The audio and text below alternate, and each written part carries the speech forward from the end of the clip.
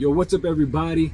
Thank you for finding your way over to In House Convos. Before you dive deep into this next episode, do me one huge favor. Find that subscribe button and smash it. Then go and select any video you want, give some thumbs up, and leave me some comments. And since you're already on social media, you know how to share and all that, go ahead and repost this for me one time.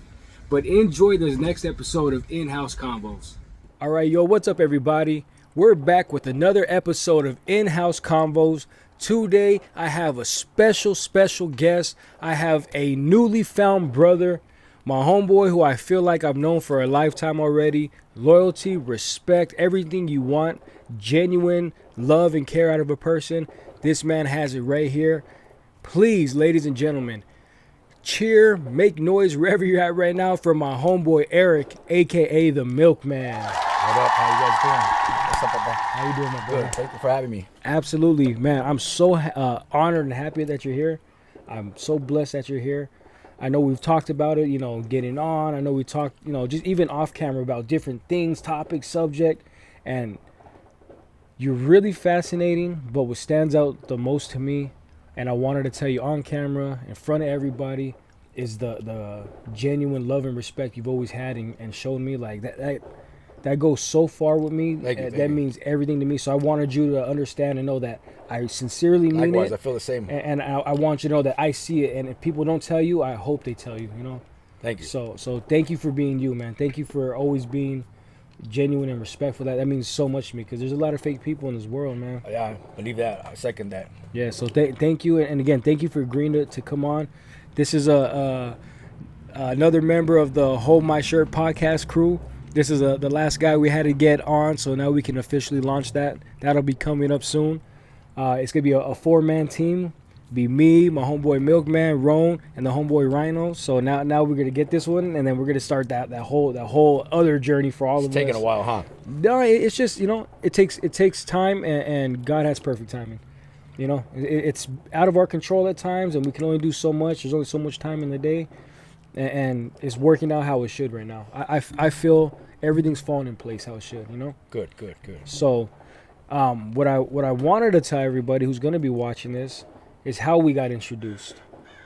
I believe the first time we ever met, I had a show up in Adelanto for Kush Talk, right? With Mig out there.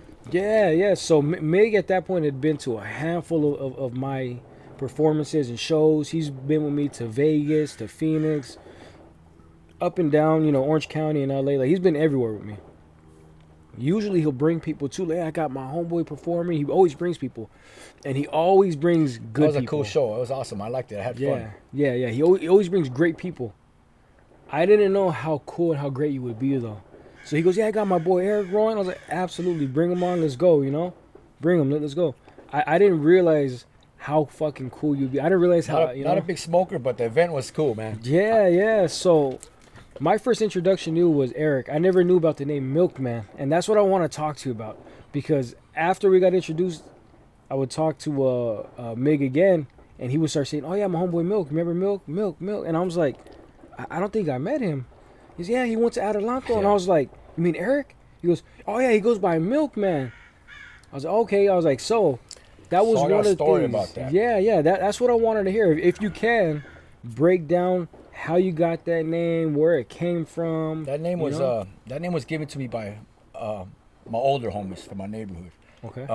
Grew up in a neighborhood, Santa Ana, Santa Anita, and running around. My other little homies my age, I'll always be at the pad, right? Right. And be that I'm white, my dad's white, my mom's Mexican, right? Grew up in the neighborhood. Yeah. And little travieso running around with my homies.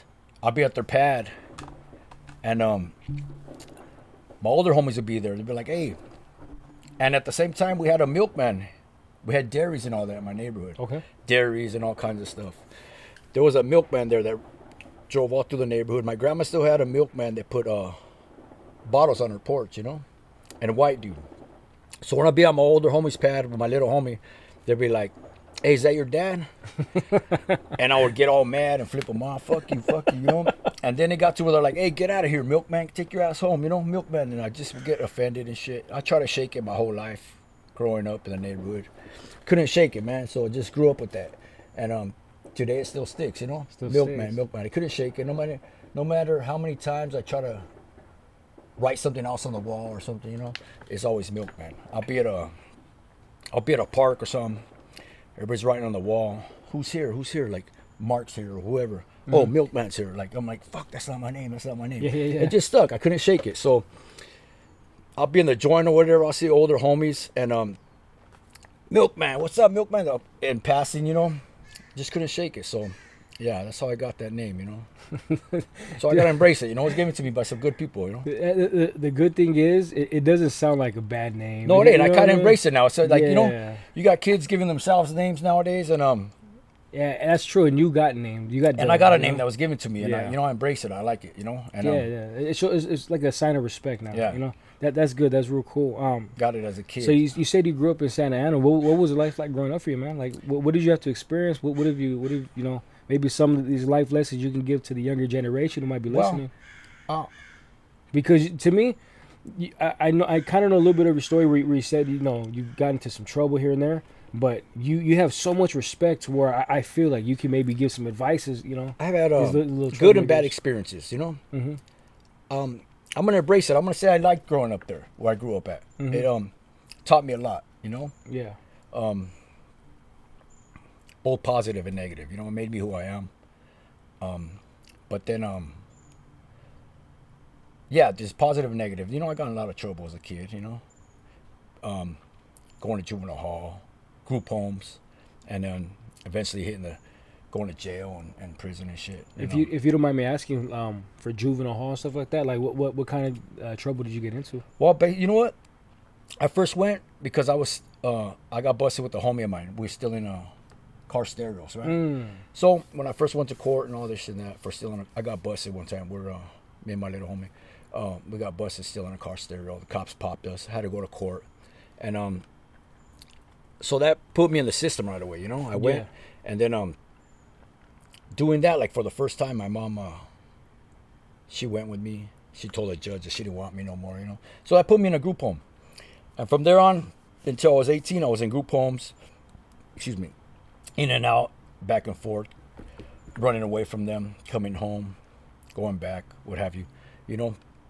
And then I can't say that I went for anything bad, just for that one time. And being that I was already a part of the state in group homes, they wanted to adopt me one time, and I said no, I'll just stick it out till I'm 18, you know. Mm-hmm. And yeah, so I didn't really do nothing but that one offense I did, and that just had me back and forth like a revolving door, and you know. Yeah. Until it was kind of like all you knew at the time. Yeah, just like I can't say that I did anything bad, you know. I did, but not that I got busted for, you know. Right. Other than that one stereo in situation, you know. If you don't mind me asking, why at that time did your moms be like, no, just take them, I don't want them? Like what happened there? If you don't mind me asking. I was no, I don't mind. You can ask me anything. I was pretty deep in, you know, messing around, being a travieso, just doing terrible shit in the neighborhood, you know, coming home late. Yeah. Stealing cars, mugging people, doing all kinds of crazy shit, you know. Well, I was poor as shit, man. You know, I didn't have no money, man. I had no money. We had like 5 bars in my neighborhood, right? Right. Well, all my friends had homes to go to at night, and their parents would check up on them. I didn't go home, nor did my parents, which my mom raised me by herself. Did she check up on me? I'd come home and climb through my window, be at 2 o'clock in the morning. Not like my mom was looking for me or nothing, you know. Mm-hmm. But knowing, like, I didn't have shit. My mom wasn't, I mean, I don't know, I could blame her or whatever, but she didn't really provide shit for us, you know. Yeah. So I'd be out there, and I knew how easy it was to fucking come up in the neighborhood. We have, like I said, we had like 5 bars in my neighborhood. Bunch of drunks out there. I'm out there late. I hung out with the older kid. I'm 15. One of my homeboys is already 18, you know. Mm-hmm. So we just mugging dudes, you know, getting money. And then I knew that was a big come up, you know. So I had a pattern of doing that just to have money in my pocket, you know. Yeah. And, yeah, you know. Did you ever catch any blowback? Did people start recognizing you after a while? From that? Yeah. No. That's no. No, not. It wasn't like. They were like, oh shit, Milkman got his last time. He ain't getting us. No. Because you know what? It was in the 80s. It was a different time back then. You know. Right now you couldn't. I wouldn't even think about it right now, but you can't do that nowadays. You know what I'm saying? You got a lot of stuff going on nowadays. People running in the stores, doing all that shit. Mm-hmm. But I'm gonna say back then it was a lot easier, and it was just different back then, you know. Yeah. So yeah. I'm gonna tell you how I got comfortable doing that.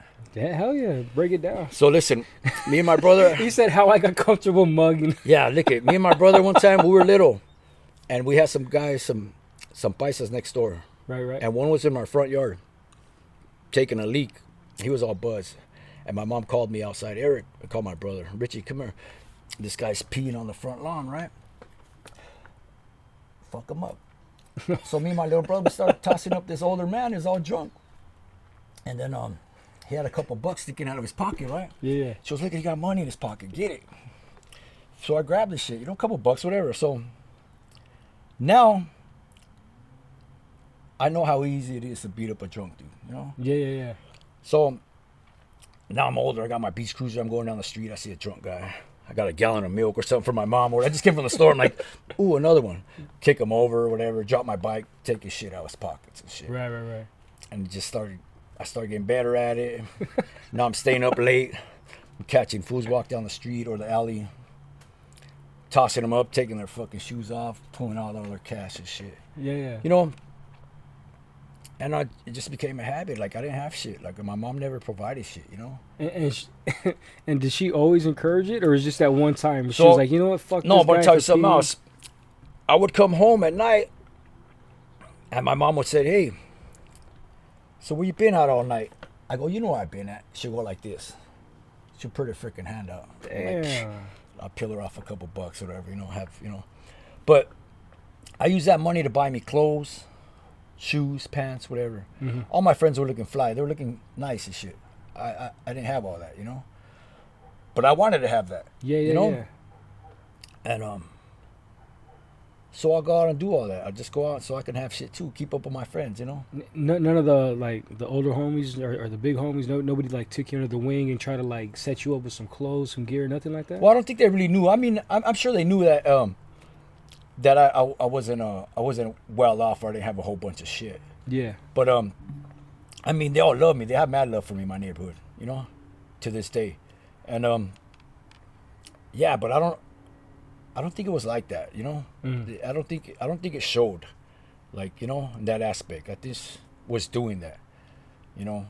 And then, you know what, I'm sure, you know, with you having to do what you had to do to get yourself clothes or whatever, they probably seen, you know, he takes care of himself. Maybe we can protect him in another aspect. As far as gear and clothes, he's good. Exactly. That's exactly what happened. Okay, that's cool. And you know, I guess all due respect to that, because a lot of times there's some people that don't want to see you win and don't want to see you be okay. So there's some people, you know. Well, I'm saying this was a different time though, too. You know, it wasn't like it is now. Yeah. And yeah, you know, loyalty was probably bigger back then than now. And you learned a lot from. I learned a lot from my older homeboys. You know. Mm-hmm. I learned how to do things better. You know.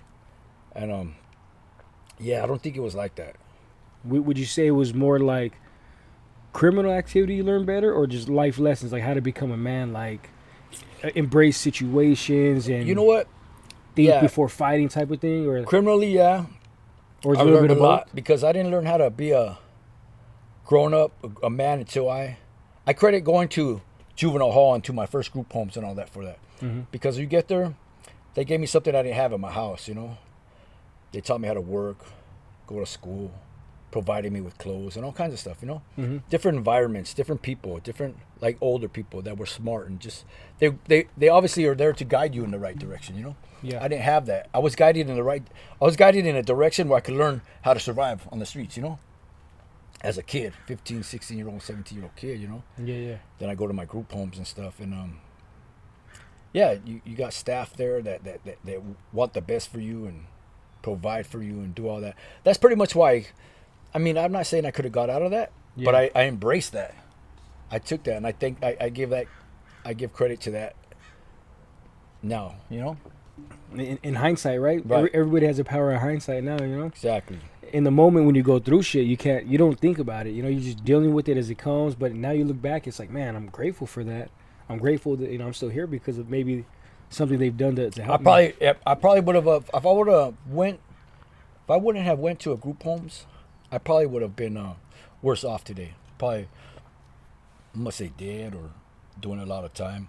Yeah. Although I still did time and everything, but I did it on my own, not because of what I used to do. Growing up, and it would have gotten worse if I would have. I'm seeing I probably would have been worse off right now. What was the messing with the drunks and the mugging and all that? Was that the first stuff you ever remember doing, or were you like vandalizing, tagging before?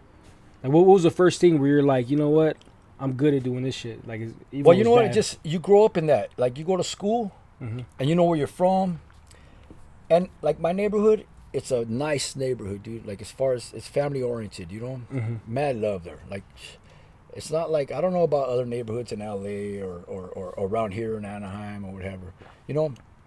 Everybody was tight, and you just like anything, you learn from the people ahead of you.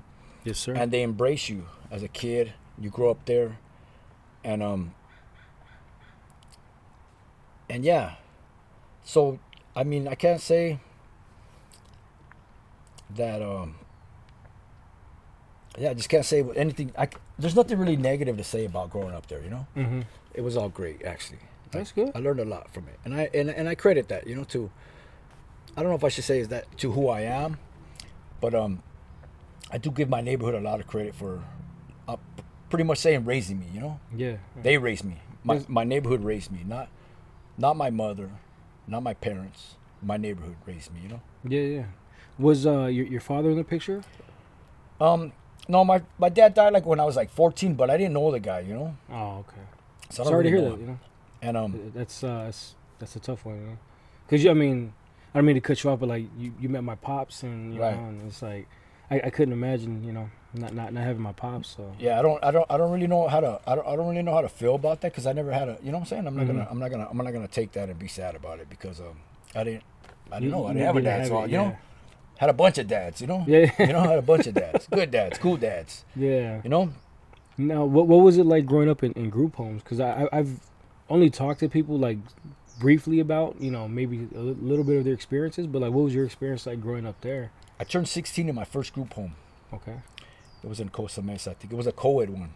So that one was cool because there's girls there, So you can do what you got to do. Dip in a room here and there at night or whatever you do. You know what I'm saying? Whatever a 16-year-old kid does with girls, And it was cool, man.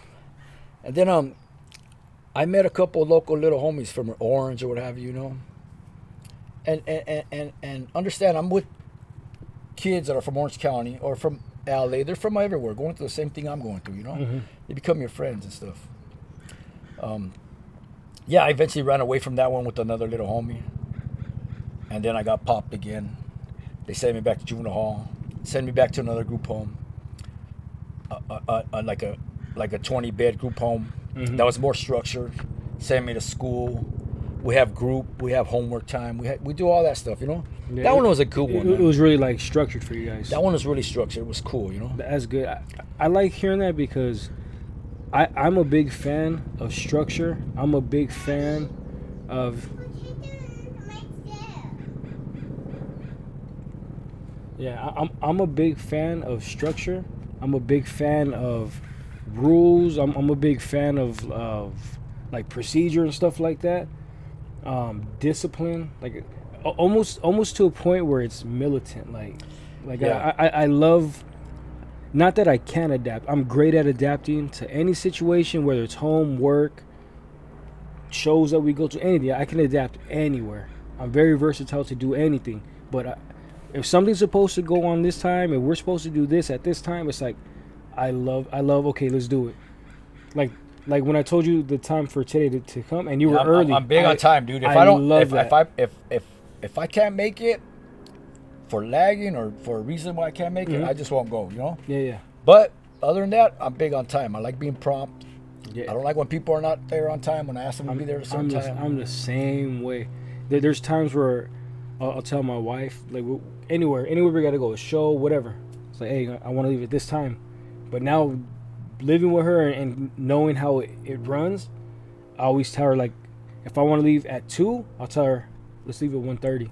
Right. Because I know there's going to be that time, and then that way I don't get upset or I'm not like anxious. And because there's times where like we've had to be somewhere and it's okay. Well, I want to leave at this time, and then we leave late, and then I'm driving like an asshole on the freeway to Trying to get there in time. yeah. And I tell her, I was like, you may not care, it may not mean anything to you, but I don't like to drive like an asshole. I like to be able to cruise and get to where I want to be, and not have that anxious feeling. So for me, I really respect that and appreciate that you got here early. Like, No, I was like, you know what? Because I'm on my phone a lot or texting back and forth. But I remember you saying 10 o'clock. mm-hmm. I'm gonna be there 10 prior. Yeah. Yeah, because I don't want to flake again. No, I mean, you didn't flake last time though. There was no flaking. It's just, in all honesty, it was to knock out Mig's thing, and you already started doing your work. And then we would watch boxing. We had food. It's like that. I think if we would have done it that day, it would have been really rushed or really forced, and it wouldn't have been like mellow and authentic like this. There would have been some noise going on or something. It would have been more of a distraction at that point. Because think about it, me and Meg, we podcasted towards the end of the night. So imagine you being up all day, tattooing, the heat, all that shit, and then you still got to sit with me and talk. It would have been one of those things where it's like, yeah, okay, cool. Okay, yeah, like we would have forced through it. Not that it would have been rude on your part or mine, but it's like it's the end of the day already. Like it's. Yeah, you guys had a good one. That was Yeah, dude. I think we went for over 2 hours, but after the editing and all that, I think it came to under 2. I think. I don't remember the length, but I know it was a long one, and that one was fun too. It was just, but that's how it is with the podcast game, dude. You just talk, and you come to find out stories, and you come to find out who people are and how they became to be, and then you can start really understanding. Okay, I can see why you're such a cool person. I can see why you're genuine. I can see why. No, like I said, you know what? I admire your drive, dude. Thank you. I see you got your family, you do your music, you got your job, you got your podcast. I admire that, dude. I think you're gonna do great. You're doing great stuff right now, and I admire that. Thanks for involving me, inviting me. I like it, Yeah, I appreciate that. I respect that a lot. Like I said, when it comes from somebody I really admire, like that means everything to me, But yeah, that's what I do it for though. Like I'm not one of these selfish artists. I've never been a selfish person. I've never been selfish. Even though, there's times where you got to step back and just worry about yourself in the moment or whatever. I've never been selfish my whole life. I've always been the one to give and try to take care and provide, whether it's family, friends, whatever. So with music, it's like I've put on so many other artists. I've got so many other artists on lineups. I showed them things with software. I've shot them free beats. Like there's so much I've done for them, more than they've done for me. And it's not a diss or nothing like that. But that's just how I am. I give. That's the person you are. Yeah. When it comes to my birthdays, it's like I don't want to celebrate like this. It's just another day to me. When it comes to presents and stuff, it's like I don't need anything. We're good. Throughout the whole year, I get whatever I need. I'd rather give than to receive. You know what I'm saying? Yeah. It makes always. you feel a lot better. I'd rather bless people because you don't know what anybody's going through. Exactly. And I know what it feels like to be hopeless and down and just down on your luck. And sometimes just that one act goes, a long way. So with music and podcasting and all these things that we're experiencing, it's like I would feel lonely if I'm doing all this and it's like I don't got my people with me. I think I told Mig, or it might have been Mig or one of my other buddies in a different podcast, where it's like when my music takes off. So, question: do you think, like you said, you would be lonely? Do you think would that make you also feel selfish if you weren't involving nobody in this? Yeah, because we just said the word selfish, and you're not selfish, and I see that because you bring us along, and yeah, okay, that's all. Yeah, I would feel selfish because it's like I have an opportunity and a platform to give back and help out. Well, let's say this: what if you came in here with some stress on your chest today, something on your shoulder, and you needed to get it off, and I have the platform to help it, not knowing that that's what you needed, and maybe not even you knowing, but let's just say that's what you need. Why not share that gift? Why not share that opportunity? Why not help you out? And then when we go to the shows and all these other things that we're experiencing, we're meeting new people and networking. Why would I keep that for myself? Like I said, if my music takes off, and let's say the money really starts rolling in, and let's say I get a house, right? You know how lonely it would be if it's just me and my family there. Like, don't get me wrong, I love my family with all my heart. I would die for them and I would kill for them 100%. 100%. I would give up everything and lose everything for them. 100%. But if it's us at the house, it's like, but my homeboy's kind of struggling. My other homeboys, doing this. It's like, we can all eat. We can all benefit. Why should I just reap the benefits? I'm not doing this for me. I did this to make a statement and to help everybody. My goal with music and podcast is to help everybody, to give opportunities and platforms. And so it's like, I would never want to be in a situation where I start elevating and it's like I look around and nobody's with me. I understand. I kind of like, I'm not going to say I understand that's your goal. Yeah. Because I know that's not what you do it for, Mm-hmm. But, you know what I'm saying? I'm sure things are going to grow for you. They already have. But, again, I don't think that's your goal, and you're not looking at it like that, Mm-hmm. Like, to shine, Yeah, no. Yeah, you're just genuine and you're doing it, 'cause Yeah, that's thank you. something you have in you, hobby, like, Yeah, and like- it's genuine. I admire that, Like, I don't mind being on stage because I never get stage fright. I don't mind the cameras. I don't mind when I'm performing, people recording, I'm making eye contact. Like, none of that shit phases me. I can embrace it real easily, but, like, ultimately, I want to be behind the scenes. Yeah, ultimately, like, and a lot of people, it's hard for them to, like, step away from the light or from the attention. The shine, right? The shine, yeah. And for me, And I think, I mean, I'm not saying everybody does it for that, yeah. but I'm sure there's some people out there that are doing it for that, Oh yeah, for sure. There's some people that just want the attention. And you can tell because their music's trash, the performances, they're very lackluster. People can't engage the crowd. People can't hold the crowd. People don't know what songs to put out for the crowd to really hear. Like, when you perform and when you drop mixtapes or albums, it's two different things you got to think about and worry about. When you're performing, you got to think about, okay, who's going to be there? Is it all ages? Is it a club? Is it, you got to think about the different aspects because it's going to play out a different way how you put out your music. When you drop your mixtape and albums, put whatever, because most of the time people are driving or they have their headphones in at the gym. So it's like you can play whatever music and they're going to hear it. When you're live, there's music that you got to just drive to and cruise to. You can't perform that shit live because then everybody's going to just be looking at you like, when you get to turn up, this is your opportunity. Right, like your favorites, shine. like the 3 you sent us. I like all 3 of them, but I already mentioned the 2 that I do like. Not necessarily the West Coast one, the other. I could work out to those, the beat. I like those ones. I already told you that I like those. I got them on my list already, to work out to. My little run when I jog, I listen to one. Those are ones I like to perform live. Yeah, because those are the ones that come across live and people can really interact and have a good time. Like there's a song that I'm dropping on the album. It's called "Waiting for You." Real slow, real mellow. If I perform that at a live show, everybody be like, "What the fuck is this?" They're not gonna be feeling it. Is that what you're saying? Yeah, not for that type of event. For DJ Quick, it was put out that it was supposed to be a groove party.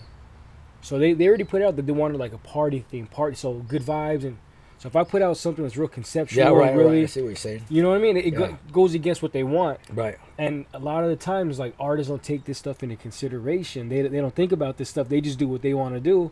And those are the ones you can tell who are inexperienced and the ones that aren't gonna get called back. They're gonna get forgotten. Yeah. They're gonna be forgotten. I remember we walked off the stage, and right when we exited that door, first thing the guy says, "I'm having you back." Yeah. Remember that? That was cool. How that make you feel? That was good. Cool, that was I cool. think about that. Was Like cool. that's a. I'm sure I've seen artists that they open up or they they're not being invited to open up. People don't understand that. Like, you get invited to perform or whatever, so you got to do your part. Mm-hmm. And I'm sure they ain't getting invited back. Yeah. And to hear that, I'm like, Marc did his thing. Yeah, man. Yeah, I try, and I've even said it in my songs. One of my songs specifically is called Moments.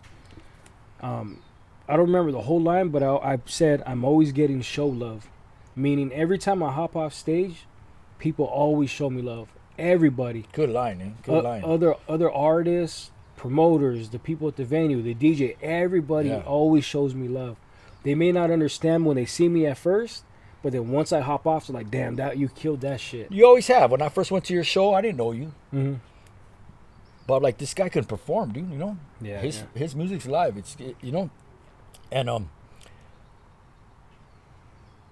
and you and not just because I know you, but you were the best performer there, dude. Like, your music was live, dude. It wasn't. Yeah. It wasn't what's going out now. You had that. had the old school touch to it, you know. And I that's why, not saying I wouldn't come back, but that's a reason why I still hanging out, because I really like your music, you know. Yeah, I appreciate that, And man. Yeah, I put a lot of thought. It's a lot of people, a lot of artists. They just hear something, they start rapping on it, and they think that's it. I put methodical. No, you're lyrically inclined. You know, things. you tell a story. You know, you tell a story, and that's part of. I think that's part of performing. That's part of rapping. That's part of music. Like, just tell a story. Just like in the older rap back in the day, them guys always told a story. You know, that's what got people's attention. You know, and you do that. You tell a story, and like today's garbage. There's garbage out there, and they're just making sounds, and I'm like, nah, turn that stuff off, because it kind of fucks my vibe up. Yeah. And everybody wants to be live, you know. Everybody wants to feel a beat, feel a vibe, and just vibe with it, you know. And you got that, you know. You got that. Thank you. I appreciate that. Next step is getting on the radio. That's the next one. I got to figure out how to navigate that, because once those doors open, man, we'll be set. We'll be good. We'll take off. Before you know it, we'll be on major stages. All this shit, dude. Are you gonna drop an album? What's going on next? Like, yeah. So September 27th. It's Friday, September 27th. I decided to drop it at 6 a.m. So I figured that way people can wake up on a Friday, drive to work, go to the gym, drive home from work, whatever. But they have the all day Friday to listen, and then the whole rest of the weekend to run it back. So did Mick share his plan with you?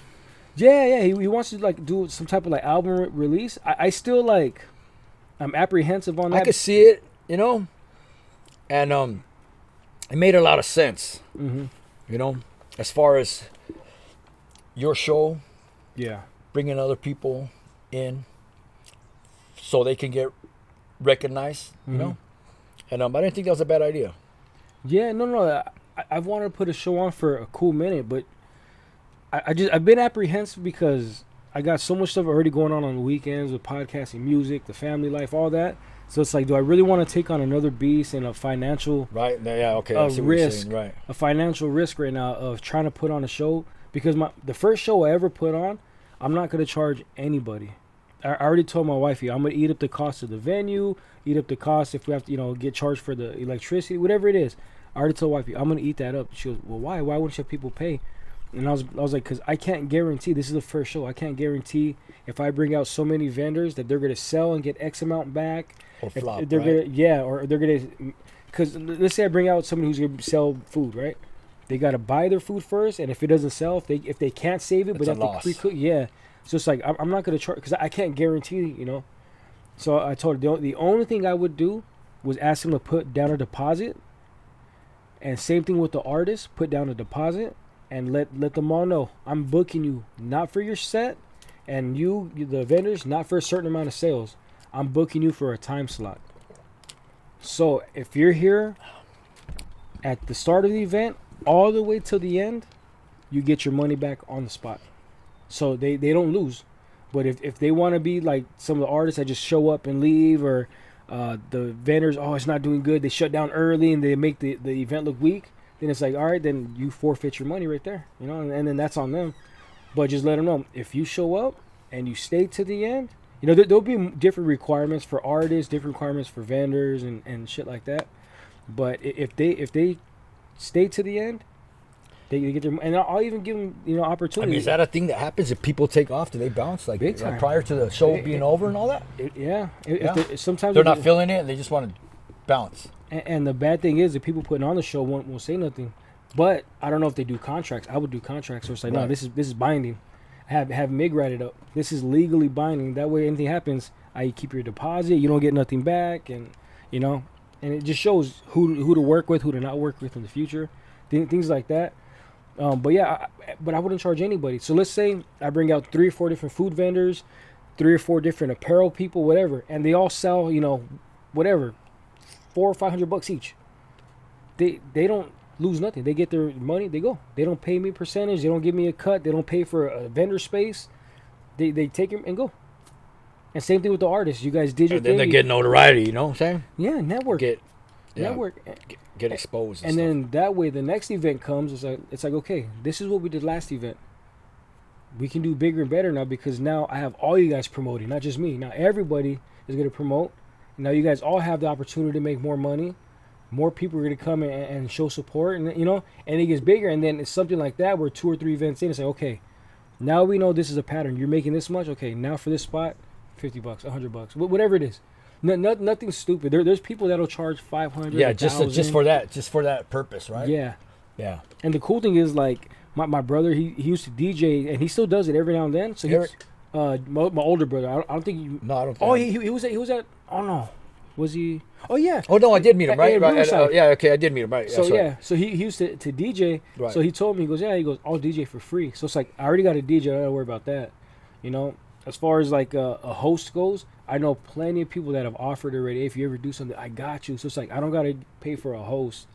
The only thing that's really gonna cost me is just the venue, because my brother's gonna have everything else. The host is gonna be there with everything else, or maybe like if the place doesn't have a stage. So that's a plan. That's the plan eventually. Maybe something for 2025 coming up then. Yeah, but even then, I wouldn't use that as like a album release. That would be just for a showcase. Just let's bring some artists in. Let's do our thing. Because a lot of times there's promoters and people that put on shows now that they just take money from you and you get nothing really back. That's in the return. whole purpose of it, right? Like that's how. Yeah. Like the whole DJ Quick thing. I'm sure that's what the. I mean, he's a name. Everybody wants to jump on his show, but he had to do it that way to make money.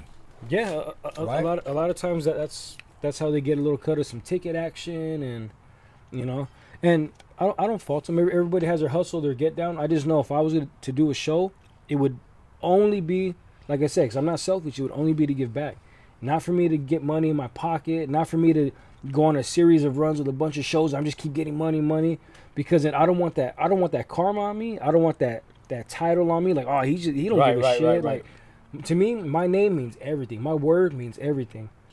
I don't ever want somebody in this industry to look at me and be like, oh, that dude's a piece of shit. He put on a show and did this and charged that and it was bullshit. They flopped and nobody got nothing. Yeah. For me, like, because I've been to plenty of those shows, so it's like I know how I get it. I see both sides, and it's like I don't want to be the bad guy to them. Like I'm genuinely trying to give opportunities, and So even then, that's admirable. Like it's like picking the right artists too. People that can bring a crowd, bring people, because everybody wants content. Everybody, that's all they want.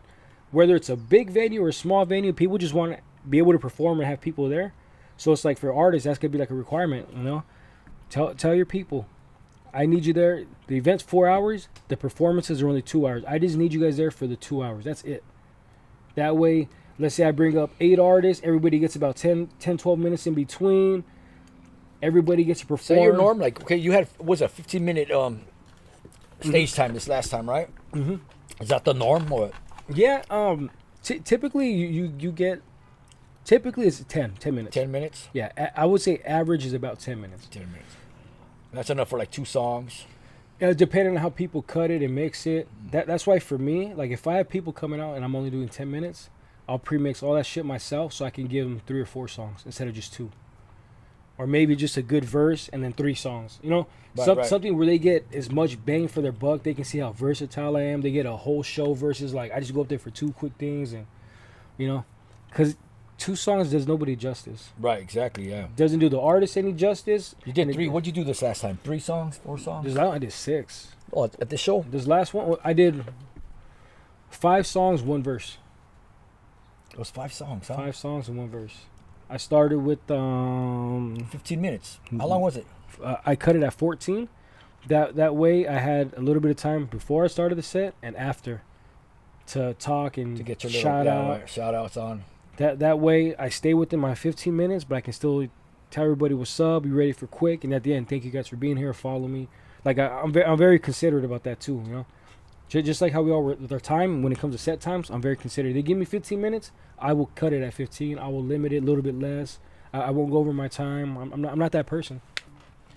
But yeah, that's like one of the goals for 2020, probably 2025, to make a show, create a show, get the right people in, and because like I said, the album party thing, mixtape release, some of that's definitely good. Come down the line too, but not for like a showcase. For a showcase, I want artists to come in, do their thing, make it look like they have their crowd, have content that way. Because artists have to sell ourselves. We have to sell and sell and sell. So it's like you need content to look good too. So, if you got when you get around to doing that, where do you think you're gonna? What venue would you want to use? Like, where do you think you would do that? I don't know. I haven't looked that far ahead yet.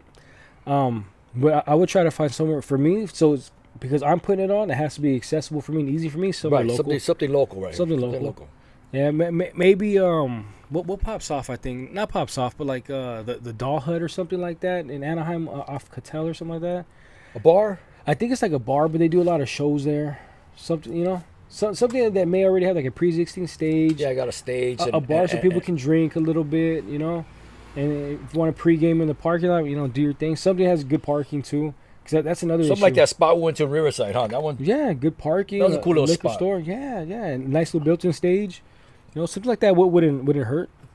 But it's something like that though. They charge probably a little bit more, but it's like if it's worth the experience, why not? Yeah, but it's gonna bring them business, Oh yeah, big time. I mean, there's things. I mean, like I said, the first couple ones I don't want to charge. I just want people to come in so they can see what I'm about. That way, when they start coming back, they know okay, it's worth if I have to spend $10 for ticket to get in. It's worth if I have to spend $10 on a hamburger, whatever it is. It's gonna be worth it because the event's worth it.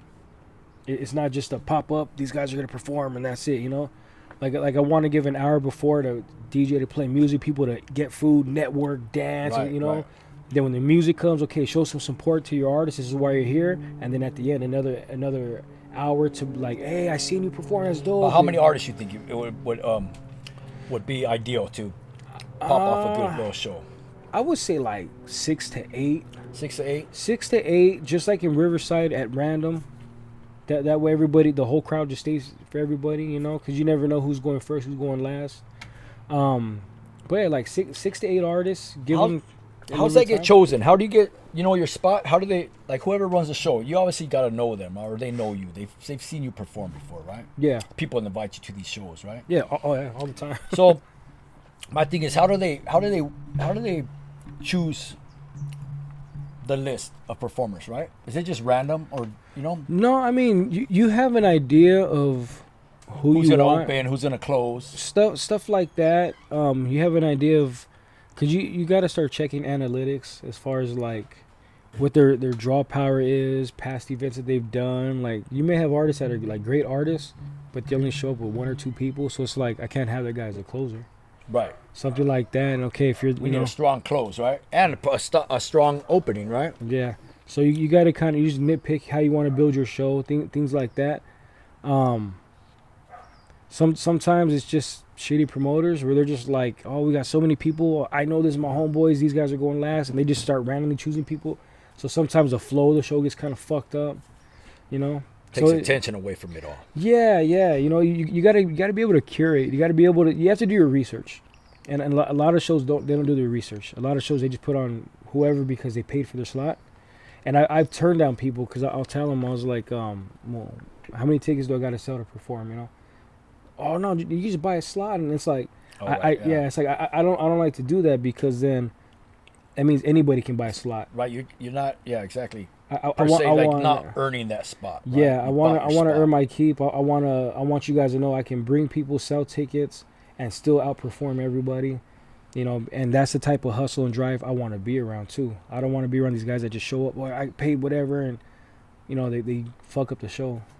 Because then it just I may have a good performance and a great set. Our people might be having a good time, but then the overall event might just suck because there's a bunch of shitty artists. Even though I stood out, but it's still a shitty event now because now they just had people just pay the slot, didn't give a shit. That DJ Quick show. Mm-hmm. Okay, the first performer. My opinion. I mean, they're all good. They were all good. Yeah. I'm talking about is the vibe, the strength of it all, is why I'm asking because it went in order and then it dipped down, right? And then it didn't come back up until DJ Quick performed. Mm-hmm. Okay, the guy started. You came in. Was it right after the first guy? We were third. We were third. Yeah. So the second guy probably didn't notice, right? Mm-hmm. Because it was going like this, and then you came out. You got that beat going again, that heartbeat going again. Mm-hmm. And then after we left, it went down again, Yeah. And then I didn't notice it until DJ Quick came back on. And I was like, yeah, that's why I'm asking, you know? Yeah. So like, all right. So with like DJ Quick and everybody whose name was on the lineup, they had their order and it was gonna go like that regardless. For me, the two acts before me and I think maybe one after, we all had to sell tickets to get on. Right. So that was all done by, you know, whoever sold tickets and pushed the numbers, and you know that kind of set that order. Gave you your spot. Yeah. A lot of the times though, like, not that these artists were doing that, but from what I've seen, I didn't feel like they really cared about the fan engagement. They didn't take their music into consideration with what the event was trying to put on. I felt like they just thought this was hot, I'm gonna do it, and you know people were gonna rock with it. Like we just talked about, for their like their notoriety, you know, rather than keeping that vibe, whatever the title was, the tempo of the, Yeah. you know, right? And for me, knowing we were gonna be in LA, knowing that it was gonna be supposed to be a party and all this other stuff, and if I'm not mistaken, Nipsey Hussle's birthday might have just passed. But it's like, if we're gonna be in LA, I have to hit with the LA song, Right. because I have a remix to Good Times by Styles P. I get high, that one. Right. Okay. I know. I was gonna hit that, but I was like, wait, this is LA. So I was like, you know what? I'm gonna do Nipsey Hussle instead. And you did, right? Last time that I checked, Right. everybody hands go up. So it's like I was very conscious of that, and these other artists they're not conscious of that. They're just like, I'm gonna get up there. They're gonna put their track out. They're gonna put their song out. Not. Whereas me, I want people to, you know, wake up. You know, I want people to wake up, and then after I set the tone, like you said, whoever was on after kind And of you went do. back You always down. do. Every time I've been to your show, you do. You know. And again, that's what I. Thank you. I feel the vibe. You know, I like and it. what I take pride in too is not only did the Nipsey Hussle song get people going, but my tracks after, people were vibing to my music, whereas other artists they still need Nipsey, they still need Dre, they still need to do these cover beats that'll get people going, because people aren't listening to them now, they're listening to just the beat, you know. Whereas me, my if I didn't play Nipsey, my music would still get people going. Here's the thing. I noticed that I like. You got a distinct sound, your own sound. Mm-hmm. When there's a lot of people out there that sound the same, my opinion, but you do have that distinct sound, your voice, everything, you know, with your beats, and that's what my opinion again makes you stand out from all the average, you know. Yeah. Does that make sense? Yeah, no, big time. And then the way I mix my stuff at the end too, I mix most of it knowing that it's going to be going out to a live audience. So a lot of times these guys don't know how to mix and master their music for the vocals with the instrumental and all that. So when their beat hits, it becomes all like muddled. It becomes like muffled. Their voice gets lost in the heavy bass, and the bass starts overpowering the actual beat, and then you barely hear, you know, Their sound, their voice. what they're trying to say, what was trying to come across. And that's because they're not mixing it for a live show, or that specific track was made for your car, not on amplifiers that go out. Oh, see, I didn't know there's a difference, right? Big time. Yeah. Big time. So when I do everything, I purposely make sure my vocals are a little bit louder, because I know once we get out to the crowds and we start performing live, people are going to nod their head, but they want to hear what you have to say. So I'm going to give them a reason to listen. Well, so that's obvious. That's obvious. You know, you don't want. I mean, I don't want to hear. That's like. I can't understand half the shit that's out there right now. Yeah. I can't understand that. That's I'm the same way. And that's probably why I'm not a big fan of the music that's out right now. You know, Yeah. it's just, to me, it's fucking garbage. You know, Yeah. garbage. It's all the sound. It all sounds the same to me. In one of my songs, I say that too. I go, fuck, I wish it's on the track "Feeling So Blessed." It's towards the end. I forgot how I say it, but I say that you're all gonna be forgotten by the end of the night. Like basically, you guys sound the same, so by the end of the night, nobody's gonna remember you guys, because you guys. Exactly. They're not gonna stand out because either they were the first performer, second performer. Just say if they all sounded the same. Mm-hmm. And that's why I say that, you know, because when I talk, like in my tracks, I'll talk some shit, but I don't have like beef with anybody. I have no beef with any artist. Like I'm cool. Do people with still do everybody. that? Maybe like. That's what the 80s were all about. Remember the beefs, the stories. But like nowadays, it's more of like, I see like with the youngsters, they're more or less not even. not even calling anybody out for like music related shit. It's more of like where they're from type of shit. But they're doing it in the music where like when I grew up, it was like, you had a problem with somebody, go address it. You don't drop it on the beat like that. Yeah, I don't really understand what the problems would, how they relate anyways, right? Yeah. I mean, It's just probably it's some just a youngster different shit, generation. thing. It's just a watered down generation that Yeah. everybody wants to be somebody. They want to be that guy. And obviously, I mean, there are some that are about that, and then there's some that just want to portray that. And I mean, perfect example. Growing up, you got dubbed a name. Just like you said earlier, people were given names. You guys earned those names. Right. And what'd you say earlier? And These now guys people are giving naming themselves names, you know? Yeah. yeah. You know what I mean? So you're accustomed to everything I'm saying. You already know, like you said, it's all watered down now. Everything's watered down, dude. It's just it's too. I mean, now that I'm grown and stuff, I mean, I'm not gonna say we were like that. Maybe people thought of us like that too. I don't know. I really don't know. But now that I'm older and all that, and I see all this stuff going on nowadays, and I'm like, they say older generations always look on the generations prior to them, and they say that they say the same thing. They're different. They're watered down. But I think it's just obvious. It is watered down nowadays. As far as I must say, I don't know if the internet has a lot to do with that, but everybody wants a fucking image. Everybody wants to be somebody. Everybody wants a name. Nobody wants to earn it though. Nobody wants to earn it. Nobody wants to earn it. I see these youngsters out here on these videos, on reels or whatever. Some are getting jammed up in spots like in the malls. The little kids that got their faces tatted up and shit. Yeah, the stupid Edgar haircuts. Yeah, and then when they get jammed up, they just fucking puss out on everything. You know what I'm saying? I mean, back when I grew up, people were dying for reals. People were really dying and shit. And think about it now. Back then, when shit was addressed, nobody showed up with the camera in their face to try to clown them. You walked up to them, you said, "What's up?" You handle your fucking business. And you got down. However it played out, but it got handled. A lot of times, these guys just walk up and put a phone in their face, and they consider that banging. That's they not bang banging. on the internet. They call people out and talk shit. Yeah. And, it's like, if you're gonna bang on me, fucking put the phone down and we can get to it. I mean, I'm not pushing that or saying they should be doing that. Yeah. But my opinion, these kids want notoriety. They want to live that fucking life. But those days are over. You know what I'm saying? Right now is a good time to just be positive and fucking and come up and have a good life. But these kids are not that they're misguided. They're just fucking, their heads are up their butts. Like, they just want an image. They just want to look cool and shit. And correct me if I'm wrong. So back in the day, you can throw hands. You can do what you have to do and then kind of get away with it. And then the story behind it is what kind of lives on. The what's it called? What's the word I'm looking for? The legend of it. You start becoming an urban legend. Oh, this motherfucker! I seen he threw hands with this guy, and then I heard he did this, and that. And it's like now everything's recorded. There's cameras everywhere. So it's like that urban legend about you. It don't exist no more. It's the same old. Like everybody's got the camera. Everybody's.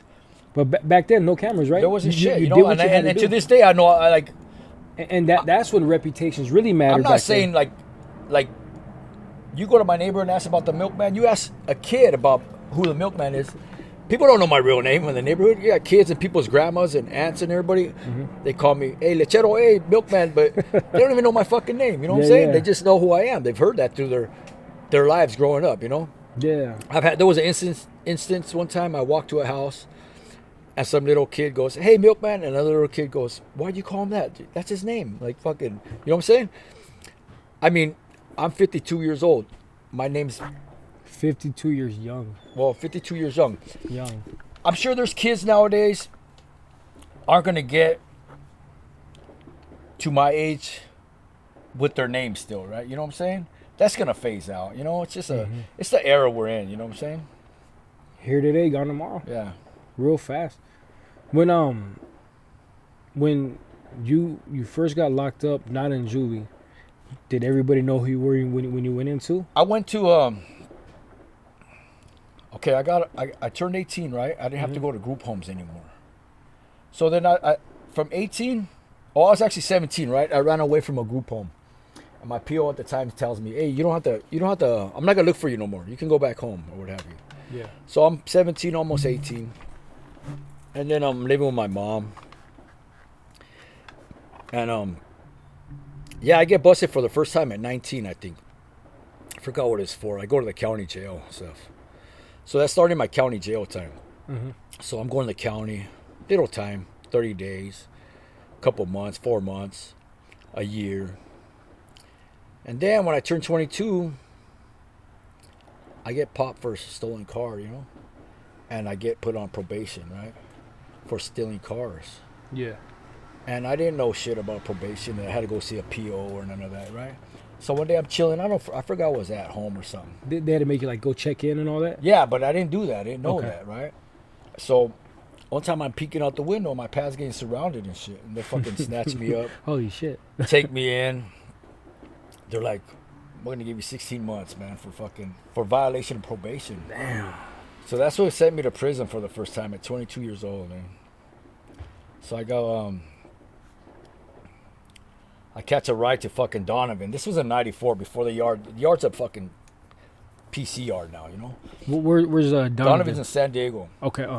They sent you down. Yeah, so I go over there and I'm thinking, all right, this is my first prison experience, and I'm having fun over there, taking pictures, doing my shit, and then I get a transfer bag, right, to go to Soledad. And I thought I was gonna stay at Donovan, right? Mm-hmm. But I didn't. I went to Soledad. I think I got like 3 years, dude. Oh no, you know what? That was my second time. My first prison trip was for a violation of probation. I went to Chino for the first time. Okay. My 16 months, I don't know what I did off of that, but I got out of there and then I got in trouble again. Did they make you do the straight 16 or No, they don't. good You know behavior? what? Because that's what I always wonder. Is good behavior really a thing? No, it is. But you know what? It's your first term. When you get busted and you get a first term, all the time that you did prior to that in the county, they put that towards your first prison term, you know? So whatever I did in the county, like fucking a year or whatever, 8 months or whatever, I go to Chino for like a couple months and shit. So it wasn't a long fucking term, you know? Yeah. It wasn't a long thing. I got there. I started barely getting settled in, having fun. I'm working in the kitchen, bringing home these fucking bags of fucking food, just having fun. I'm a kid. I'm 22 years old, you know? Yeah. Fucking around, passing this here, passing that there, running into some older homies that are there, and I'm just having fun, dude. This is what I'm used to. And I get out, and I think I pick up like an assault or some shit, you know. They got me for I got in trouble. I stabbed some dude, but I beat that because the person I was with at the time had my back, so I didn't do no time for that. Right.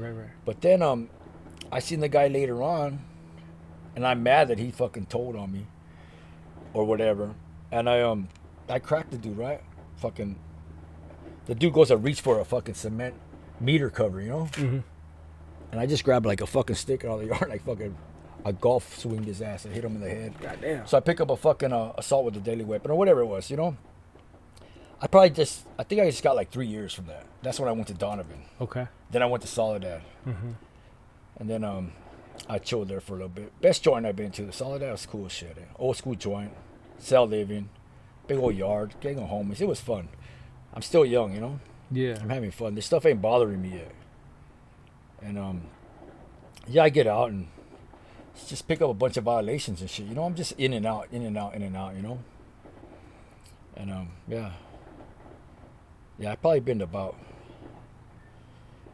I've been to a handful of different joints here in California, you know? In all the time kind of put together, how much time do you think you spent behind the bars?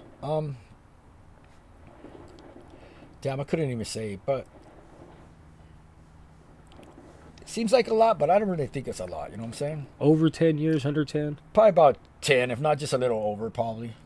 That's what's up. You know? I'm going to stop it right here, and then we're going to pick right back up. And just like that, we are back.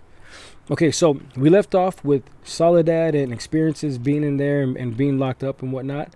I know me and you relate heavily on boxing. I know we talk boxing all the time. I know that's one of our big things, our connection. Was boxing something you picked on prior to being locked up? Was that something you learned on the streets? Was that something you learned when you were in, doing some time? Where did that boxing love and experience come from? Here's a story. I started boxing when I was 17 years old, right? Okay. And on and off throughout my life. I never got like stable enough to go as far as I wanted to, right? But here's a story. Was in a group home, going to high school, Santa Ana High School. I forgot what grade I was in. They insisted I do something after school, get a job, whatever, get off my ass. I come home from school and just hang out, you know, do something. That goes to, that's part of my credit to the group homes, you know, the guidance, the navigating, teaching me how to grow up and stuff. Encouraging you to have some type of responsibility Exactly. and whatnot. That's why I credit that, because I wouldn't have had that just sitting at home. And so yeah, I'm 17 years old. I go and apply for a job at fucking Taco Bell, right? Not thinking I'll get the job or whatever, you know? Right. Sure enough, right there on the fucking spot, they gave me some fucking polyester pants and a fucking polyester shirt. And I'm like, fuck no, I'm not doing this, you know? Polyester. Kind of embarrassed, you know? I'm fucking 17. I'm not gonna wear polyester. I'm the pants. fucking milkman. Yeah, I'm a fucking. Fuck that. But I wanted, you know, I should have took the job. It would have taught me how to, you know. Yeah. You know, but yeah. So you know what? There's a local gym, Santa Ana. I go, fuck it, I'm gonna go there. You know. Do you remember what the gym name was? Oh yeah, so it's the center's called Jerome Center. Jerome. Is it still It's there called now? TKO Boxing right now. TKO. Yeah, Okay. that's where Alexis Rocha and them they're out of Alexis Rocha and his brother. Yeah, so I'm 17 years old. I'm fucking boxing there. I'm loving it, and I'm getting up early in the morning. We got the kids in my group home that gotta go to work. They need to catch a bus early in the morning. I'll take a jog while he's going to the bus stop or what have you. You know. Yeah. So yeah, I that was my first gym, and then I was living out in Placencia, and they have a gym called, it was 2 different cities, but it's called Fullerton Boxing Club, right? Okay. So I was there and stuff like that. I did box in the joint. You have the luxury of that now. You don't have that luxury no more. You can't. They don't have like. When I was younger in the joint, I got to experience the programs they had there. You know, activities, sports, boxing, shit like that. I did. I remember going to Soledad, getting in a boxing club there. Just, you know, something I want to do. I liked it. It was something. Okay, I'm gonna do this. And I remember meeting the coach, and he takes me in the ring and he pats me. He's like, "Okay, cool, you can be on a team." I remember boxing on, like, I remember having a fight on Memorial Day.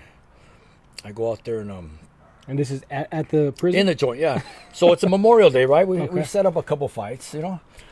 That's a holiday, and it's a program that's going on today. So everybody comes out and they're watching, and then I remember fighting this dude. This guy's in a fucking pair of jeans, eh? Big old white dude, eh? He was big, but he didn't know how to box. You know what I'm saying? Yeah. And it was probably like a little 3-rounder or something like that. But I remember fucking getting down with the dude. I remember the guy grabbing me by the head, trying to fucking knee me. Dude, weird shit, because he wasn't a boxer, but he's a big old guy. But whatever. I don't know how I ended up fucking fighting that dude. But yeah, it was cool. All the homies were out there, something to do on the holiday, cheering me on and shit. You know, yeah, you know. And yeah, I got to do that in the joint too. You know. That's crazy. Yeah. You said you started when you were 17? 17 years old. Did you ever do like the amateur circuit, or did you like just bounce from gym to gym and do smoke shows and stuff? Yeah, smokers, and I ended up like, let me see, about 2008, 9 or whatever.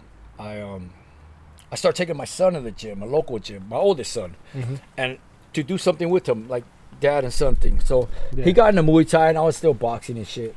Muay Thai is intense. And then my son started boxing. Yeah, we got into the gym pretty tough. You know, where I got to know a couple pros in there, and then instead of paying gym dues, all I had to do was spar the fucking pros and shit. You know, that's how I paid my gym dues. You know, all right. So I got in tough with her. I ended up getting a corner man license. So now my buddy that I'm sparring with, he's a pro. His name's Mario. Good dude. He goes, hey, instead of buying my tickets to go see my fucking show, my fights at all these local casinos or what have you, just be my corner guy, right? So now I go to, I forgot what fight it was. We went to it might have been Commerce Casino, I think. And I go in there and I meet a guy. You'll see him on TV sometimes. The license is just a receipt, you know. I give him $50 and he signs this thing. And with his name, I take it in my wallet. So now I go to weigh-ins and I get vouchers for the buffet after they weigh in and stuff, you know. Nice. And I go in the locker rooms now, red corner, blue corner, and I'm walking my fighters out. They're holding my shoulders, and I'm walking them out. There you go. I'm the one that gives a CD, what kind of jam, what song he wants to play. And shit, you know? Right. So I'm walking out there. My job is walk out there. I lift the rope up. My coach goes in. Mario goes in. My fighter goes in. And Yeah, win or lose, I pick up my fighter. And Yeah. I got into that scene tough, No, that's cool. And yeah, it was fun, man. My little boy was doing it. My daughter went to the gym for a little bit, My little son, he was. My coach had plans for my son, Mm-hmm. And I started taking him to the gym. Cause I would go to the gym. He's just a little guy in kindergarten or something. Yeah. And I need somewhere for him to be. So he's hanging around the gym. People are starting to fuck with him. He's running around while I'm working out. Next you know, they got gloves on him and they're teaching him. And next you know, hey, you think they're training him a little more? Now they're putting him up against another little kid. Mm-hmm. And yeah, I remember his first trophy. He fought 2 little girls. You know what I'm saying? And he got a trophy because one round, one girl, and the next round, the next girl, and then back and forth. Mm-hmm. At the end, all the 3 little kids, little babies get trophies. That's cool. And then he got another trophy, and then they would open a local gym somewhere for smokers. Mm-hmm. And my coach would call me, hey, does your son, you think your son would do a little exhibition to open up his gym? Yeah, let's do it. You know what I'm saying? So he's growing. I take him out of that gym because he needed work. Like he needed to do some footwork, right? He's walking when he's punching rather than, Yeah. He needed to tighten up on his fundamentals a little bit. So I took him to a local gym in Anaheim, a little amateur program run by it's a PAL program, a police activity league, PAL. Okay. And run by Anaheim. And he's tightening up his program. He's in there working out with 18-year-olds, and he's just a little kid, man. And he learned a lot from there. But where I failed at is because I got busted, and I went away for like 4 years. Came out, and it just me being gone detoured him. He didn't want to do it anymore. No, he became a gamer and slacked off, and my own fault. Yeah, I mean, life happens. It's never the intention, Yeah. Shit happens, and it sucks. That's something that couldn't continue. Where you came out and he was fucking still throwing. At the moment, he liked it. Yeah. For a little kid, to tell me at the end of the day, Dad, thanks for taking me to work out. Like he had a grown person's Jacked mentality. up. You know what I'm saying? I'll look out my window and I see him doing push-ups and shit. Like Nice. He's fucking 8 years old and he's busting down by the pool or something. But yeah, he would thank me, hey, Dad, thanks for taking me to the gym. I feel great today. I'm like, man, and you know what? Yeah, you know what? I feel terrible that like I lost that contact with him getting busted because who's to say he would still be doing it? But I think he did enjoy it at the time. Mm-hmm. But it's not like I pushed him, but I interacted with him. We would go to the gym together, Yeah. So we were fucking buddies, I raised him by myself for a little bit, and that was our bonding. Lessons and blessings, man. That's what it is, Just, life is lessons and blessings, and the good thing is, he's gonna always have those memories. He's gonna always have that. You're gonna always have that, regardless of what feelings, What my thing is, I'm glad he learned how to fight. You know what I'm saying? Yeah. Yeah, he had a fucking killer attitude. He was nice to people. He loved everybody. You know what I'm saying? But he didn't take advantage of that. But when he needed to, he would fucking take advantage of that. That's what I want to teach my son, because I see a lot of myself in my son. My son, he doesn't get bullied or picked on. He has such an outgoing personality, charisma, all this shit. Like, everybody loves him. Nobody picks on him. Everybody loves my son. Guys, the little kids, the girls, the little boys, everybody, the teachers. Of course, that's the way it's supposed to be, Everybody loves my son. My fear is, though, that somebody's going to hate on him because everybody loves him and start fucking with him. That's going to happen too, So I want him to be able to defend himself. Little by little, he keeps showing more interest. Dad, I want to hit the bag. I want to do this and that. So I'm trying to show him things here and there. And even if it's not like to pursue a boxing career or whatever. Yeah, I just want him to learn so he knows he doesn't have to fight. Right. I want him so he knows, okay, if I have to, I'm going to kick this person's ass, but I don't want to do it. And that I want to give him that confidence where it's like, you know what you can do, but you don't have to do it, And if it comes to it, you're going to be good anyways. Like, I don't want to be afraid of confrontation, because growing up, that's how I was. Growing up, that's why I started fighting and getting into boxing and all that, because I was afraid all the time. I got picked on all the time. I got bullied, all that. Why is that? I was the fat kid. No, chubby kid. I was being bullied. I was a fat kid being bullied, getting called names. Whether it's my brother, just call me what is call me. The neighborhood kids fucking with me, you know, kids at school, whatever it was. I was always a bigger kid. I was always, you know, so it's like I was being picked on for reasons to be picked on. Right. Not reasons. That's what, but, I mean, it's what kids still do. Like, you know. Yeah, but like I wasn't like, oh man, he's so fucking cool. He's a popular one. He's this and that. We're gonna hate on him. Like I never had that. Oh, it wasn't an animosity thing. It was just it was just bullying straight bullying shit. So it's like for me, it's like, you know what? I was tired of being afraid. I was tired of being afraid of confrontation. When it came to sports though, I went heads up with everybody. Football, basketball, soccer, baseball, whatever the fuck it was. I don't care how big they were, how good they were. I was fucking in everybody's face. When it came to outside of sports and it was just regular shit, I had fear. So your sports, did it detour people seeing you? Like kids growing up, you were playing sports obviously, right? Yeah. Kids didn't get detoured like this guy's a good athlete. They still No. felt to bully you. Yeah. Yeah. And it was great. Like for my size too. Like I'm I don't know if I still am because I haven't like tried to push it, but like I was quick for my size too. Like I was a big kid, but like I could jump fast. I can move. I had like fast reaction. Power. Yeah. So when it came to football, I was able to hit and crack. I was always on defense. I was always, you know, blitzing in whatever it was. I was always actually not blitzing. I was on the line, D line. I always had outside containment. So I was always able to get on the outside, push everybody in, and we'd fucking, you know, maul them. And when it came to soccer, I was always on defense. So I was always like a surprise everybody because all of a sudden the ball would come my way and I'd pretend like I'm just going to launch it back out and I'd fucking start taking and dribbling it and I'm juking people and they're like, damn, like this little chubby kid's that fast? He's got juke ability, huh? Yeah, and then fucking baseball, when I'd hit and I'd start rounding the bases. You played everything, everything. Round the bases fast. I did everything. But, you know, I had confidence there. I wasn't scared there. I you know, when it, like I said, any confrontation outside, I was scared. I was afraid. I was angry. I was, you know, anxious. I had all that because I was bullied so much to where, you know, it's like I needed that. That's strange. outlet. That's odd. That's strange. I mean, because yeah, I mean, I'm not a child, but I would think, man, I ain't messing with that fucking kid. He's fucking. Yeah, I mean, I guess, you know, people get away with what they can, and if I was getting bullied and I let it happen, you know, they were to keep doing it. They got the reaction that they wanted from me, I guess. But like, once I was old enough and I got into boxing and shit like that, like I didn't get into boxing until my 20s. 20s? To 20s. I would throw hands, you know, before. Were you living out here at the time? No. Up there where? I was in Fontana. Fontana out so there? I was born in LA. We moved out into the Inland Empire, grew up there, and then for like 12 years now, Orange County. Okay. But yeah, you know, if I had to get in people's faces and they were scared of me, I was faking it the whole time. I was acting like I was ready, but I was nervous. You know. What took you to the gym? Like you obviously went to a gym, or you just started boxing at home. I just wanted that confidence. I didn't like when I was out at parties or the homies, anything like that, and something would pop off, and I would have to act like I wasn't afraid. I had to play that part because everybody was kind of relying on me because I was bigger, so I had to act the part. When in my head, and in my heart, I'm like, fuck, I'm scared. I don't want to fight. I don't want to do this shit.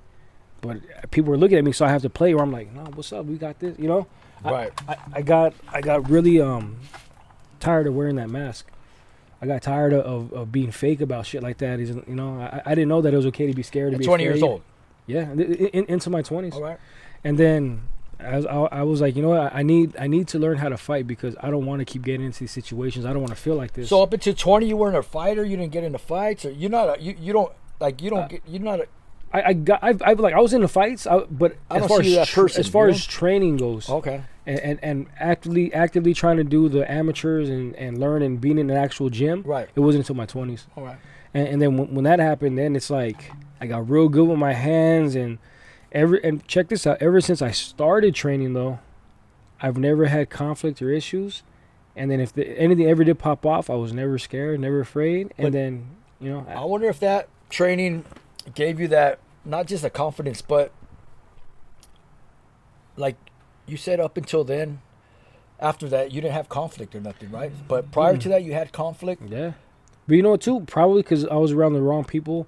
And you know how it is. Once you start boxing, you're around fighters. In the gym, you're being disciplined and you're learning stuff. And you're being taught that, not to take what you're learning and to use fuck people it. up. You know what I'm saying? And then When you were at the gym and you were training, doing your thing, I'm sure you're kind of around more fighters and the friends at the time. And Right, exactly. So even like your social interaction with other people is different now. Because you're in a gym and you're in a gym, you're amongst other kids or grown adults that are positive, and you're not around the negative. I'm not saying, you're always in negative, but I mean, I would be. Obviously, I like to party, I drink and all that. Mm-hmm. But when I was dedicated and I would be at the gym, my coach, positive person, the people in the gym are positive people. So that's a lifestyle you just take on, Mm-hmm. So you're just... Boxing's a lifestyle. You're just getting rid of all that negative shit at the time, you know what I'm saying? It's just, Yeah. So you're not gonna have conflict. Like, Mm-hmm. people think, oh, he's a fighter, you're a boxer, whatever, you're gonna have conflict. You're not gonna run into that shit because... You just don't, you just don't. Yeah, It's just... So it's like now, like if anything were to pop off now, like I'm more level-headed. Like there's one time we had this neighbor lived behind us, fucking like a tweaker. One day he came up out of nowhere. Started What? banging on our door. We moved in maybe like a year, banging on the door, and he was like, "Hey, I know you guys are laughing at me. I know you guys are talking about me," and I was like, Like, who the fuck are yeah, you? I was like, I don't even know who you are. I wasn't even aggressive with him. I just thought maybe he was lost or confused. So I wasn't even aggressive. I was like, I don't even know who you are. Who are you? Oh, you know who the fuck I am. You know this and that. And I was like, are you sure you got the right house? I was like, the people that used to live here, they moved out like a year ago, man. You think that's probably what it was, or what? That's what I thought it was. So he was like, no, I know what's going on. Then I know you guys are filming. I know you guys have cameras and are watching me, this and that. And I was looking at him. I was like, I think you got the wrong house, man. I was like, you sure you're at the right house? I was like, we don't have no camera set up. We don't have, I was like, I think you're mistaken, man. He goes, no, I live right behind you. You got the dogs. He started, my sister and my brother's dog. I was like, yeah, we got those dogs. Yeah, those fucking dogs. You guys are sending them back there to bother me and whatever. And it's like, dude, what the fuck? He was your neighbor in the back? Yeah. So our backyard wall shares, with another backyard wall on the other side. So I was like, dude, look, at this point, I don't know what's going on. I don't know you. I've never met you. I've never seen you. I was like, I still think you got the wrong house, or you're thinking I'm the person who used to live here. I was like, but have a good day. He said, oh no. So he was standing. We have the floor. We have the first step, and then to get into the house, he was on the floor. He steps up one step. All right. So once he did that, my mind hits that switch. Defensive fucking stance. So now it's like, okay, now he's stepping up. Now he wants to come in. Now it's a threat. Now it's a threat. My wife is right here at the door. She's behind me. I didn't let them. They were behind me at the door, and then they were looking through the window. They weren't allowed to come outside. My daughter, it was just my son at the time, I believe. So, everybody's right there. They kind of see what's going on. They see, okay, who the fuck's this guy? He's starting problems. So as soon as he takes that step up, I fucking open the door and I step out. At that time, I was in like better shape, so I had a tight. So you were inside at the time. I just cracked the door a little bit, so he didn't see what I looked like. You were having a conversation through the door. Through the door, like about that much. For the camera to see, you can see my face. That was pretty much it, like that. So I'm just looking out, talking. And like I said, at the time though, I was still in good shape. I was yoked. At the time I was wearing a tight ass t-shirt, so it was just popping, right? It was popping. Soon as he stepped up, I opened the door and I fucking step out and flex on him a little bit. And Change his mind quick? Like that. All of a sudden he puts his head down, then he takes a step back off the step, and this and that. And by that time though, it already got me to the point where it's like, he's going to try to do something, and I got my family here. I better make the first move now before he does something. You wanted to either, de-escalate the situation, or you just wanted to fucking, you already got that blood flowing, right? So yeah, so the blood's pumping. I tried to de-escalate for a couple minutes, talking. Once that didn't work and he stepped up, then I was like, okay, the talking's done now. Now it's just get the point across. That's it.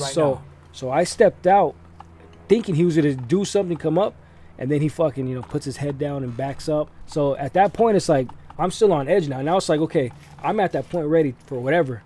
Was this fool just tweaked out of his mind? Tweaked out of his fucking head, huh? So he starts looking at me, and then he sees, I forgot which tattoo. He sees one of my tattoos. And I think it's this one right here. And he goes, hey, he goes, yeah, he goes, Saint Michael. That was his name, Michael. He goes, hey, he goes, Saint Michael? And I was like, yeah. I was like, why? What does it mean to you? He goes, no, my name's Michael. And I was like, Michael, So that touched a soft spot, or it didn't. He didn't. It didn't trigger. It didn't trigger a different.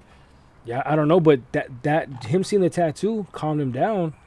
And I was like, Michael, I was like, well, what's going on, dude? I was like, for a minute there, I thought you were going to try to rush me or something. I was like, I got my family. I was like, there's no way I'm going to let you do anything to my family. I was like, I will die before anything happens to them, or I will kill for them. I was like, you got to understand that. I was like, whatever you have going on right here, I was like, it has nothing to do with me or my family. I was like, and you need to understand that. You have to respect that. I got him thinking though, because it could go either way, right? Dude, well, he started telling me like his life story. You could be on the fence, like it could go bad, but then that sounds positive. Mm-hmm. Like it switched like that from seeing that tattoo, right? But from telling him that and him seeing the tattoo, then he starts telling me his whole life story. Wow. And he goes, oh yeah, my name's Michael, and then I've been in and out of this, and I'm battling drug addiction and this, and then I can't see my kids, and I was in the hospital. And he lifts up his shirt and shows me this gnarly ass scar. He goes, Dad, he's having a terrible day, huh? No, he was tweaked out. He told me on top of that, right? Yeah, he told me that he just got done relapsing. He goes, I'm trying to go straight, and so all this is breaking out. He starts opening up his heart and pouring out to me. Long story short, about 10 minutes goes by after that initial where I step to him, where I'm ready to fucking like whatever I have to do. 10 minutes goes by of him now opening up and for whatever he telling me his story. To at the end, we're shaking hands and he walks away. And I was like, what the? He apologized? Apologized and everything. Apologized and walked away. Come to find out, though, he's done that to other neighbors. This neighbor right here, I guess, has a friend that's in the police department, and they say it happens before and it's happened all the time.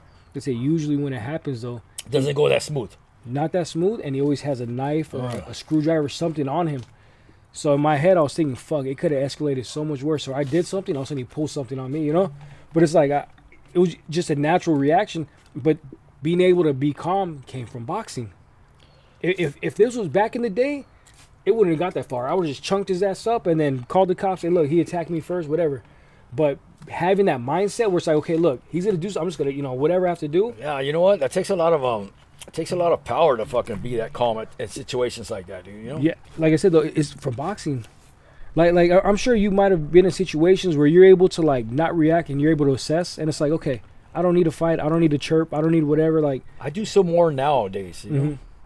Before I wasn't, but I was always like a little hothead prior to even boxing and everything, Yeah. But I never, I don't know if I've ever gotten to situations where I've thought about, should I be doing this or should I not be doing this? Obviously I've fought in the streets and stuff like that. I've always just growing up, I'm always fucking fighting. And that's too. But I mean, I've been bullied as a kid. And that's probably what made me. That's again, I credit my neighborhood for that shit. Yeah. Older kids, older dudes. Fucking back in the '80s, like my neighborhood was.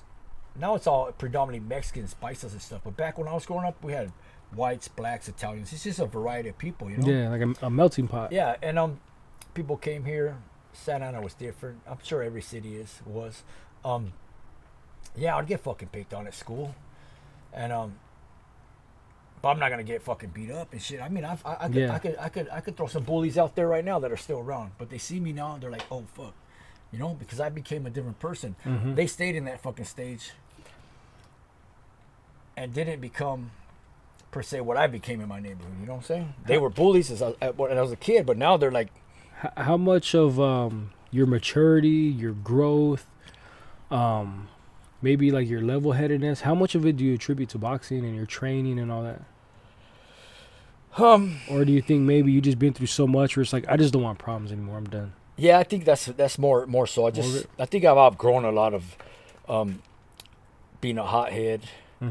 We go out now. I mean, I could say for instances when I was younger, if we went out now and I was younger, I probably would have got chesty and try to Yeah. Now I don't. I just want to fucking escalate the situation, tell my buddies chill, fool. Like we ain't doing that. I'm not here for that. I'm here to have fun, And yeah, before I wasn't like that. Now I'm way more like that, and I think it's mature. I think it's just growing up, man.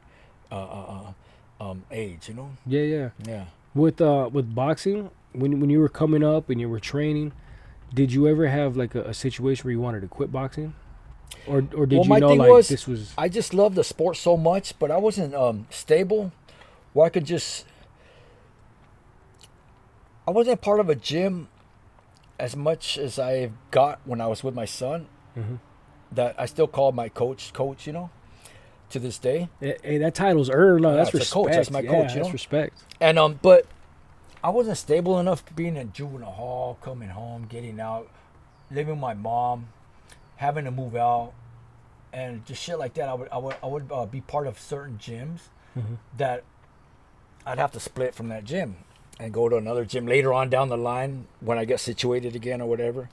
And like I said, not till I was probably like 29 or 30 did I get into a real gym where I got a coach. We became friends. My son came, and just you know, I became a licensed corner man and shit like that. Mm-hmm. And but then it was already too late. I feel it was too late for me to just. I couldn't go anywhere with it. You know what I'm saying? Yeah. So that's probably why I got my son. My son, I was just like, I didn't really push him, but I did. You know, most dads do that. Kind of push him to take on the sport because I wanted to do that. You know, Yeah, wasn't yeah. stable enough, getting in trouble, doing time, shit like that. And I didn't have a home. You know. Who are some of your like your boxing heroes? People that when you watch, like, this is my favorite fighter. Okay. Like I guess a list of fighters that you like. As a kid, I'm sitting in school. I remember the Sports Illustrated magazines. I got Hagler on there. Obviously, it's fucking all the four kings. You got Hagler, Roberto Duran, Hearns, and Robert Leonard. And Leonard, right? And then I got older. The '90s came around, and then I'm a big De La Hoya fan. When De La Hoya went to the Olympics and shit, gold medalist, you know what I'm saying? Fucking guy is awesome, you know, regardless of what people say, whatever he did, you know what I'm saying? You know, kids go their whole lives training, you know, they don't get to go to birthday parties and shit. You start having fun, you're gonna, you know, it's gonna detour you from your fucking training and shit. Yeah, big De La Hoya fan. Tyson now, I just kind of respect the guy now, his life story now. I was like, that fucking guy's crazy, you know?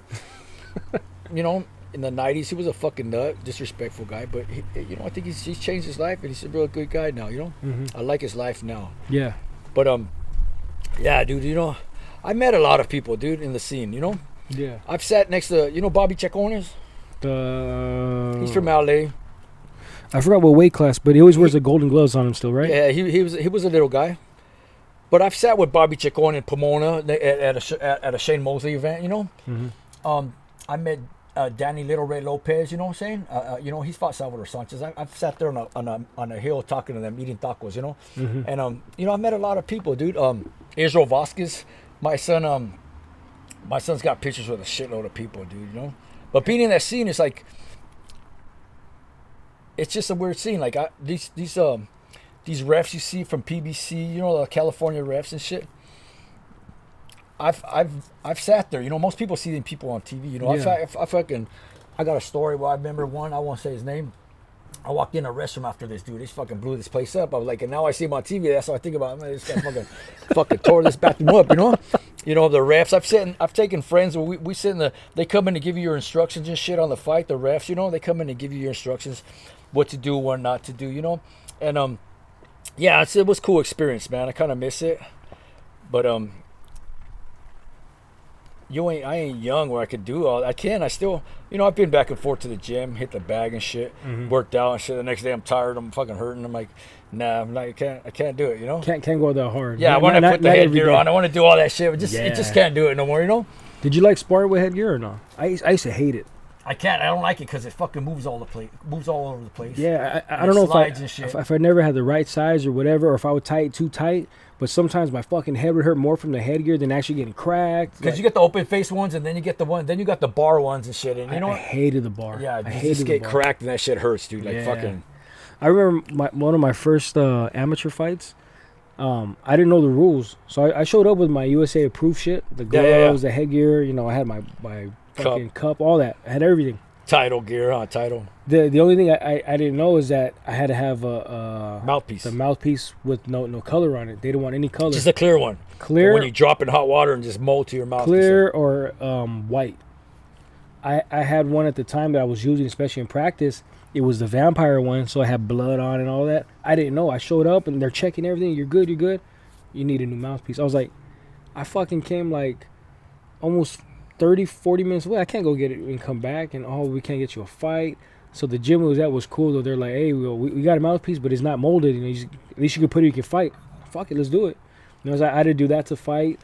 I remember once I was in a sparring match, and you know, headgear, all this shit. We're going, and I fucking cracked the guy, and his fucking whole head thing spins. Yeah, the thing spins around. Yeah, and you're trying to shift it every time. You're trying to lift it up and stuff. And then you know how it is, like when you're training. Sometimes you know headgear, but you're training. But you got it. A headgear's a must. You can wipe your sweat, whatever. With the headgear, you try to get in, you poke your own eye or something. But it's a must because we'll be at the gym and we see kids without headgear. We're like, hey, put on some fucking headgear, dude, because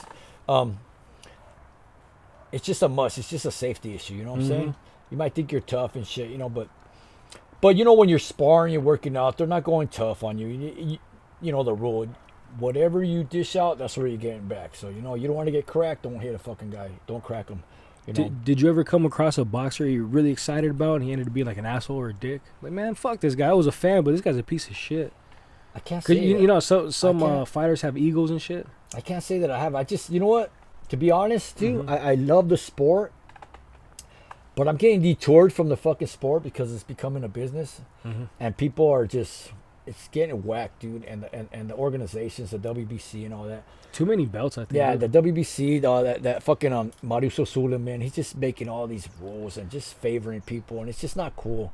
I think there's too many belts and too many people are just being like paper champs and fucking like they're making all these fucking belts. Like Canelo's, they're making a new belt for tonight's fight, and then they made one for his last fight. Like, this fucking guy is just. But like what I don't like is the guys that don't earn it. Where okay, somebody relinquish a belt because they can't fight no more, or whatever, and or they don't want to fight, and then all of a sudden, so you just get two the next guys up who have wonky ass records, and all of a sudden one's a champ. Like, what the fuck, man? You didn't earn that shit. So that's on the subject. So tonight's the fights, right? So on the subject of belts and here's a for instance, Canelo. People fail to realize that those belts, that WBC super middleweight belt, before it was Canelo's, it was David Benavidez' belt. He never lost that fucking belt.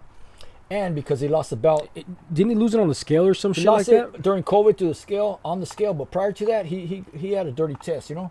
Cocaine, right? Cocaine. So after he lost that belt, okay, but prior to that, Canelo didn't want to fight him either. But after he lost that belt, Canelo petitioned the WBC to fight a fucking European guy, I forgot who it was, for that belt. But people fail to realize that was David Benavidez' belt prior to that, you know? And you know why the WBC, they don't push that? Because of the commission that Canelo pays. Well, they pay a fee to have that belt, and I'm sure, you know, he's native to the, you know, WBC's out of Mexico, Canelo's from Mexico, you know, and you know what? He's a marketing dude. He's a marketing product, you know? But don't they base the commission off the purse? So if Canelo's making X amount more than what they just got I don't know if it's an annual fee. I don't know what the fee is, but they gotta, to have that belt, they just gotta pay a fee. I don't think it's based on the purse and stuff. Oh, see, I thought it was per fight. No, I thought they had to pay it per fight. It's just, that's your belt. You're the holder of that belt. So it's once a year, it's this much. You gotta pay. I don't know how often it is, but you gotta pay to have that belt. They don't just give you a belt. You know what I'm saying? And if you're the champ, you gotta pay to have that belt. You know what I'm saying? And I'm sure. And I'm also sure because his marketing, the money he's making, he's got to pay a little more. And I mean, these champs, they're paying a shitload, and that money's just going to the WBC. I mean, well, for him to navigate certain fights, right? I'm pretty sure he has to pay a little more. Like, I'm not gonna fight him. Because you know what, that guy's getting preferential treatment. He's getting walked through stuff. Like I'm talking about, like I'm not a Canelo fan, first of all, and my thing is, I don't think it's fair. You got kids that go their whole lives wanting to be a champ, and when you get there, you're not getting the opportunity to fight for that belt. And it don't have to be Canelo; it could be anybody else. It just happens to be Canelo right now. You know what I'm saying? So he's not giving David Benavidez a shot, and you can't call yourself the best at 168 when you're not clearing out the division. There's fucking David Morale, David Benavidez. There's another dude. There's like 3 dudes out there that he should be fighting, but he wants to go to like the 8th or 10th ranked guy. When you watch a fight like tonight, you know who's gonna win, right? When you want to watch a fight and goes, fuck, I wonder who's gonna win. Yeah. Right? You already know who's gonna win. Now let me be what's it called? Devil's advocate here, right? Because I am a Canelo fan. I like his fights, even though I know he's gonna win. I'm there for the entertainment part. He's a good boxer. I love all Yeah. that. But since I'm just saying I've been in the game a long time. I've seen his navigation since after he won that bout from Cotto when he's supposed to fight Gennady. He just started aging people out and just and I saw the treatment. You know what I'm saying? Okay, so let me flip it like this. How much credit should Canelo get for starting at 47, then going up and up and 50 up 54. and He's got 4 weight divisions. Yeah, 60. Even though at 75 the dude was washed already. He was never good at Kovalev when he beat Kovalev at 75. I washed up Kovalev. Right. So, but even still, to start at 47 and go all the way up to 75.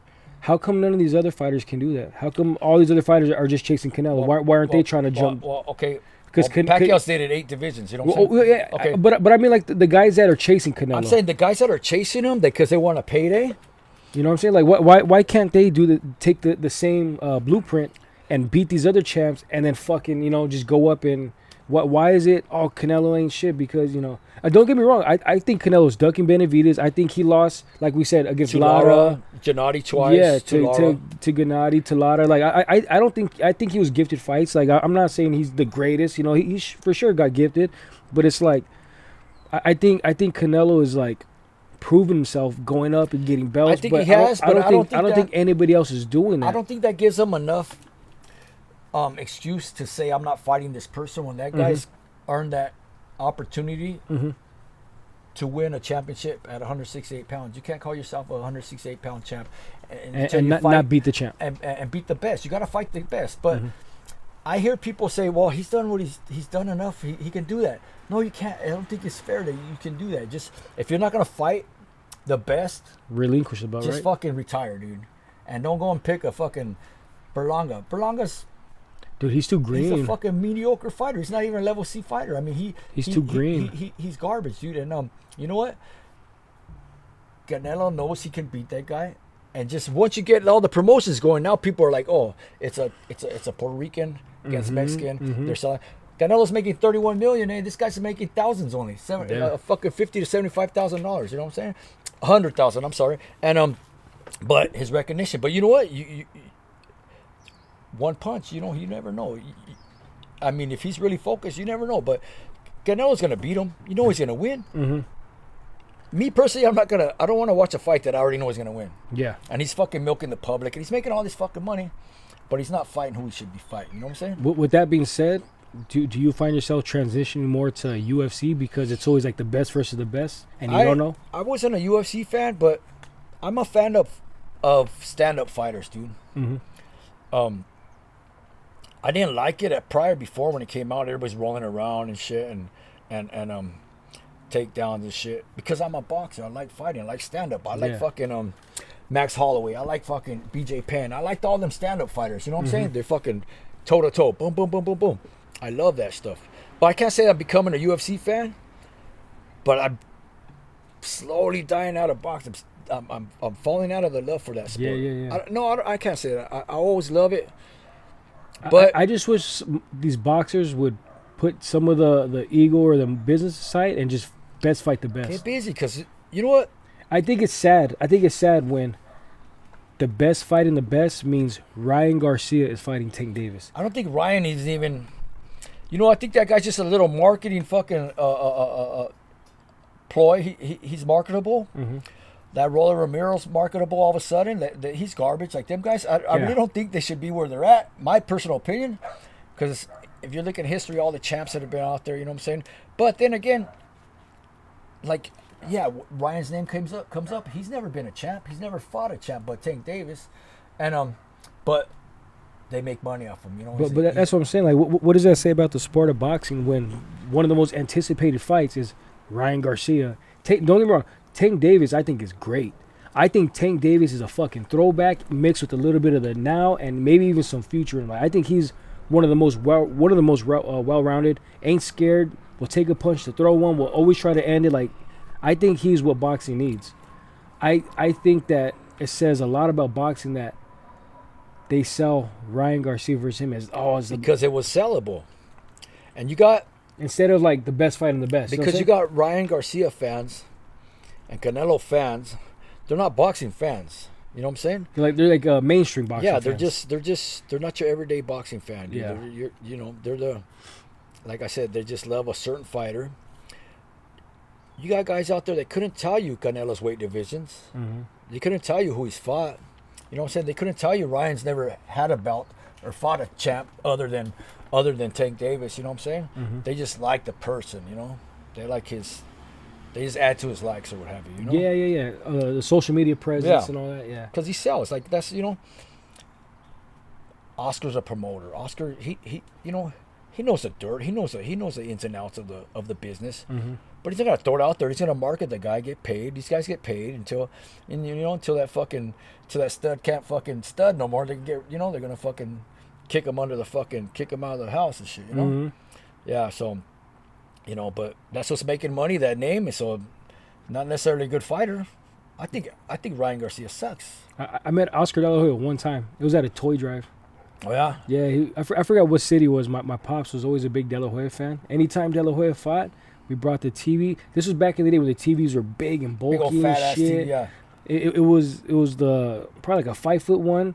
The screen was like a 40-incher, but the whole thing itself was fucking like 5 feet and had a big back. Look at that fucking car right there. Huh? Yeah, man. We had to wheel it outside the front room, through the hallway, into the garage, and we'd set up in the garage. We'd all watch fights. Everybody would come over. Anytime De La Hoya fought, we had those, So I remember it was really cool. That guy fought everybody. He can't lie. Win or lose, he didn't give a fuck. He fought everybody. He was one of the reasons I got into boxing too. One of my inspirations.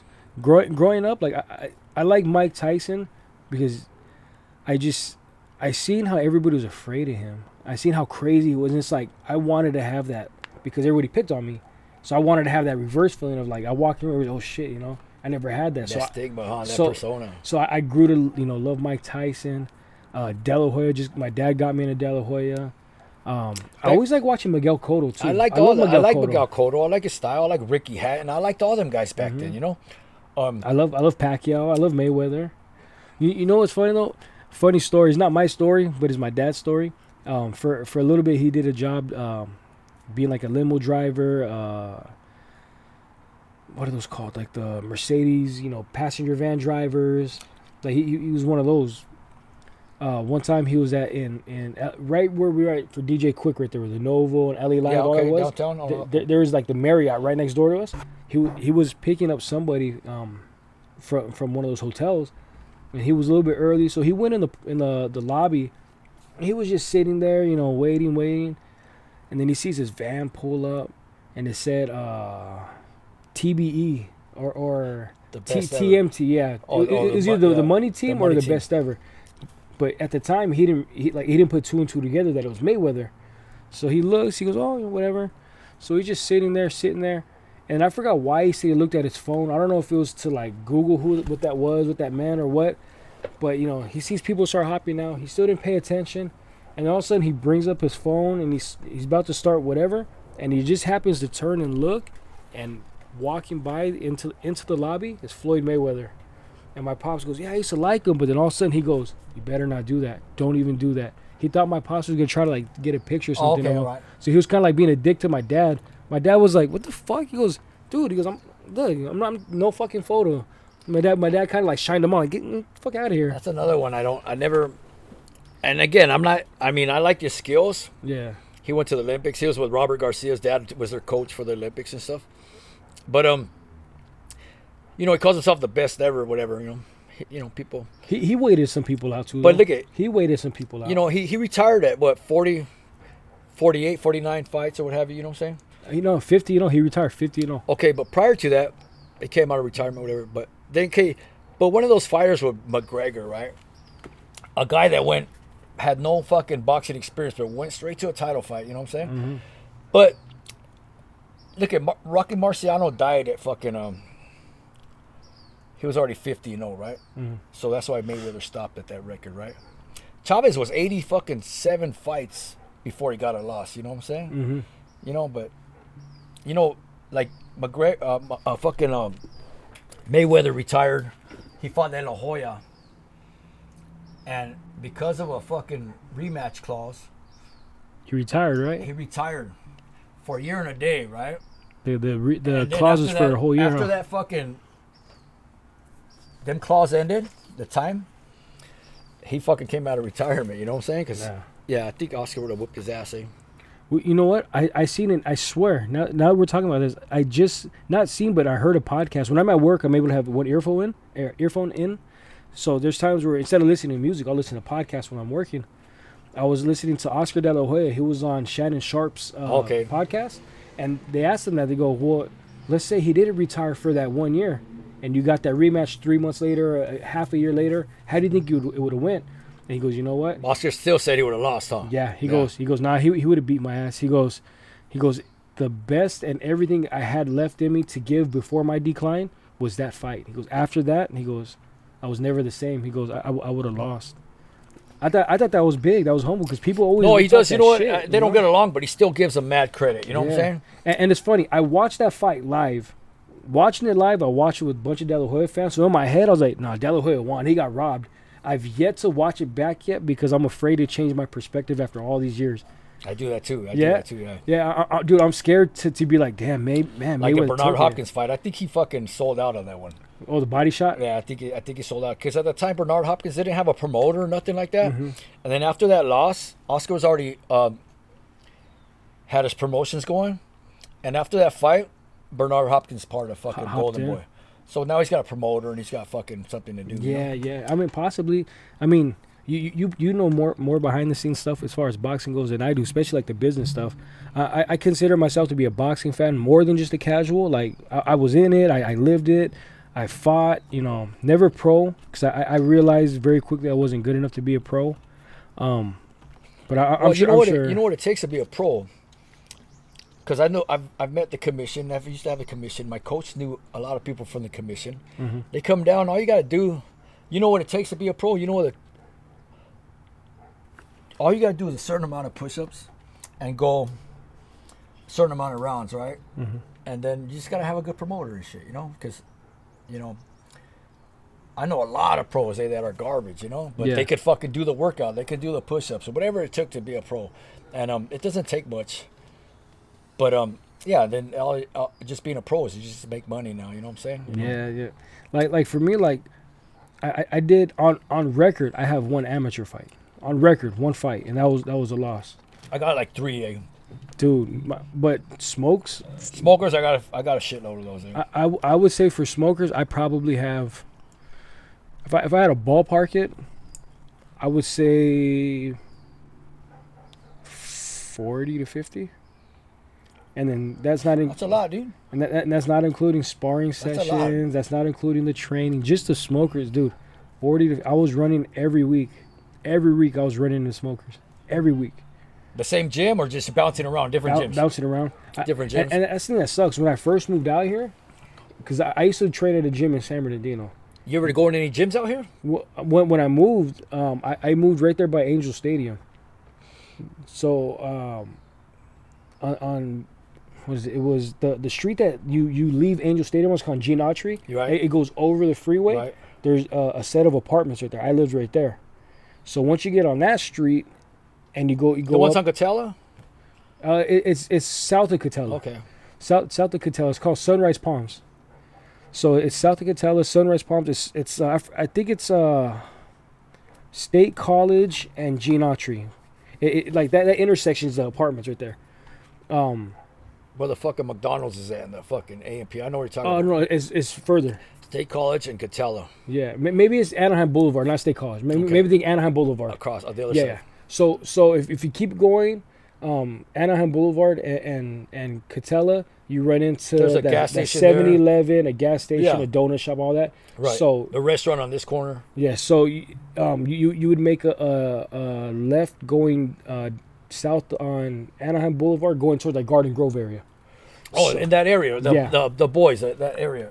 I know it. So I lived right there, up the street where the 22 and Anaheim Boulevard met right there. Or it's called Hastur, but it was really Anaheim Boulevard. I used to live over there. So on Hastur and the 22, right underneath the bridge, there was a set of like couple shops. One of them used to be a boxing gym. Hastur and the 22. Yeah. Is that going towards fucking Okay. Oh, I know where it's at. It's a fucking UFC gym now. Is that what it is now? Yeah, right next to the paintball store right Yeah, there. yeah. I know where it's at. Okay. Yeah. So before then, It's it a was jiu-jitsu spot now. before then it was boxing. I remember that. No, that I knew the coach there.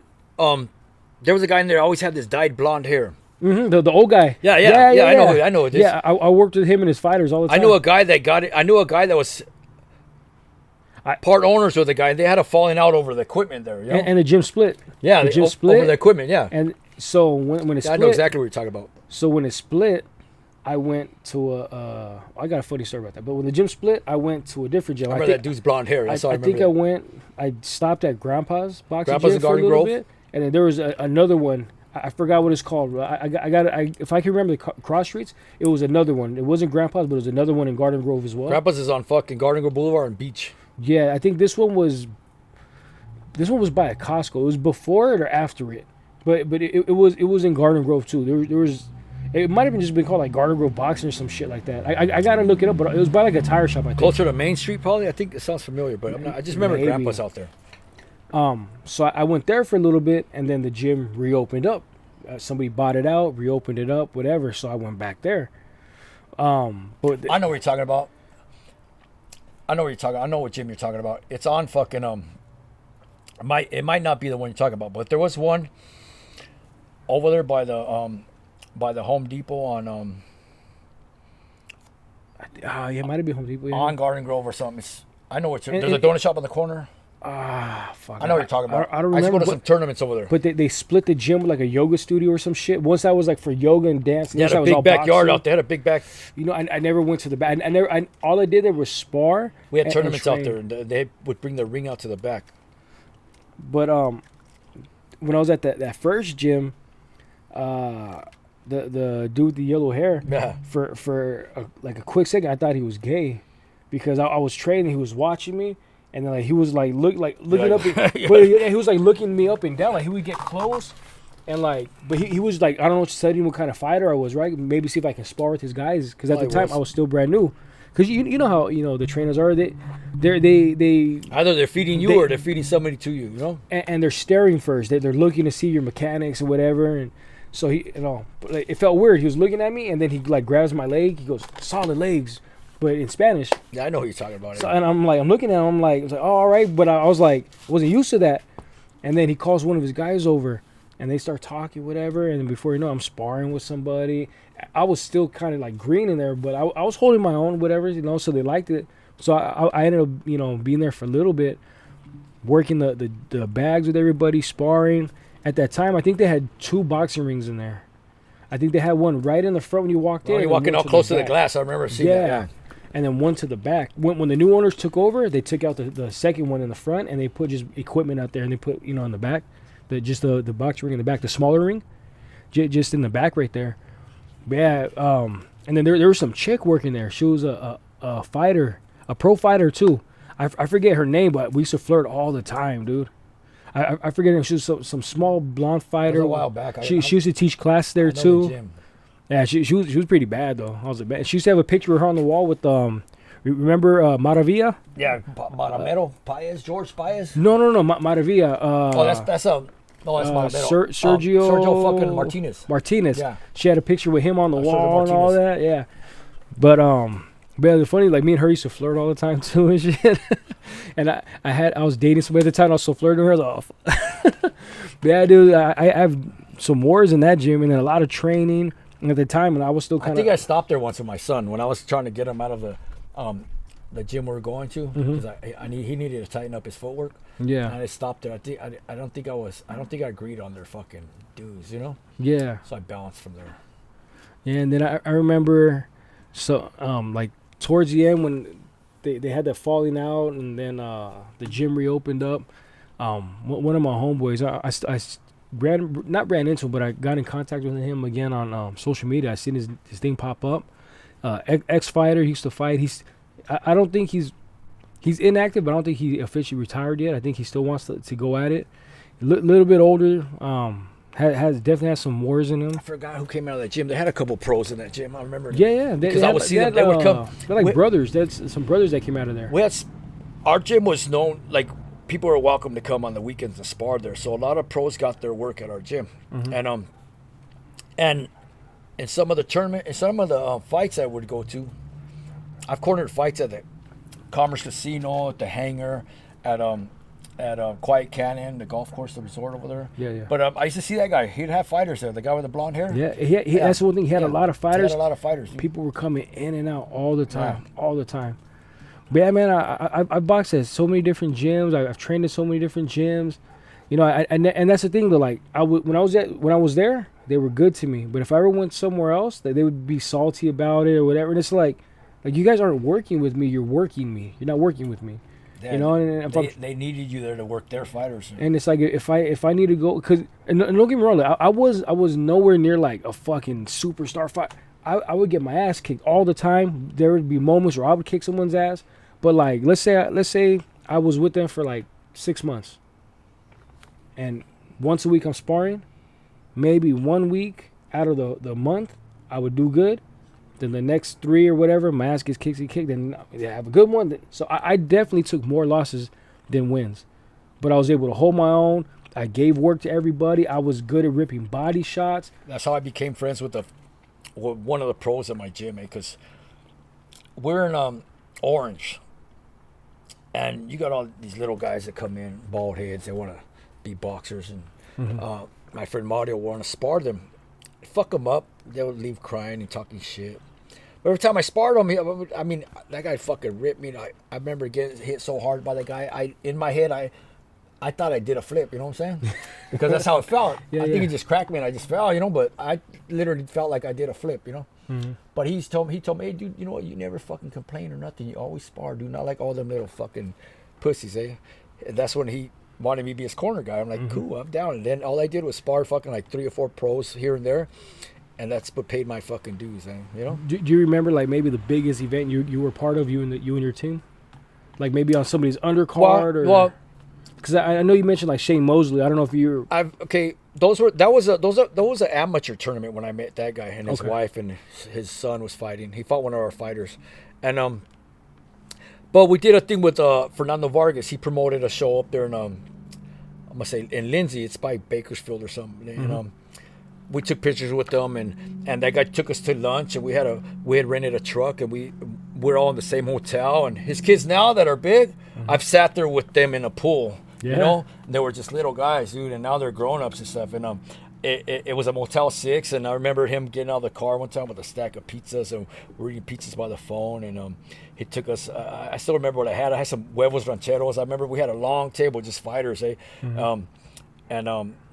Yeah, he took us to eat, and he threw the buffet, and he was hanging out with us, and I was like, I was just kind of a little starstruck. You know, he was a good fighter. Yeah. And he lost a lot of money. People ripped him off too, but then he started to promote and stuff, and yeah, that was a big thing to me, you know. It was that's cool. It was cool, man. Yeah, I remember one of my amateur fights. I was trying to fight. I had to go all the way out to San Fernando Valley, and at this time I was living out here already. So from here to San Fernando, it's like an hour, a little hour and 15 or whatever. So I'm going out there. I had a beater-ass car, which I was praying don't die on the way. We don't fucking die on. Yeah, like I'm just in my head, like I'm trying to chase these dreams. I'm trying to do something with this. So I fucking go out there, and sure enough, Fernando Vargas was putting on the event, and he had some of his peoples there, his fighters, and he was cool as fuck too, dude.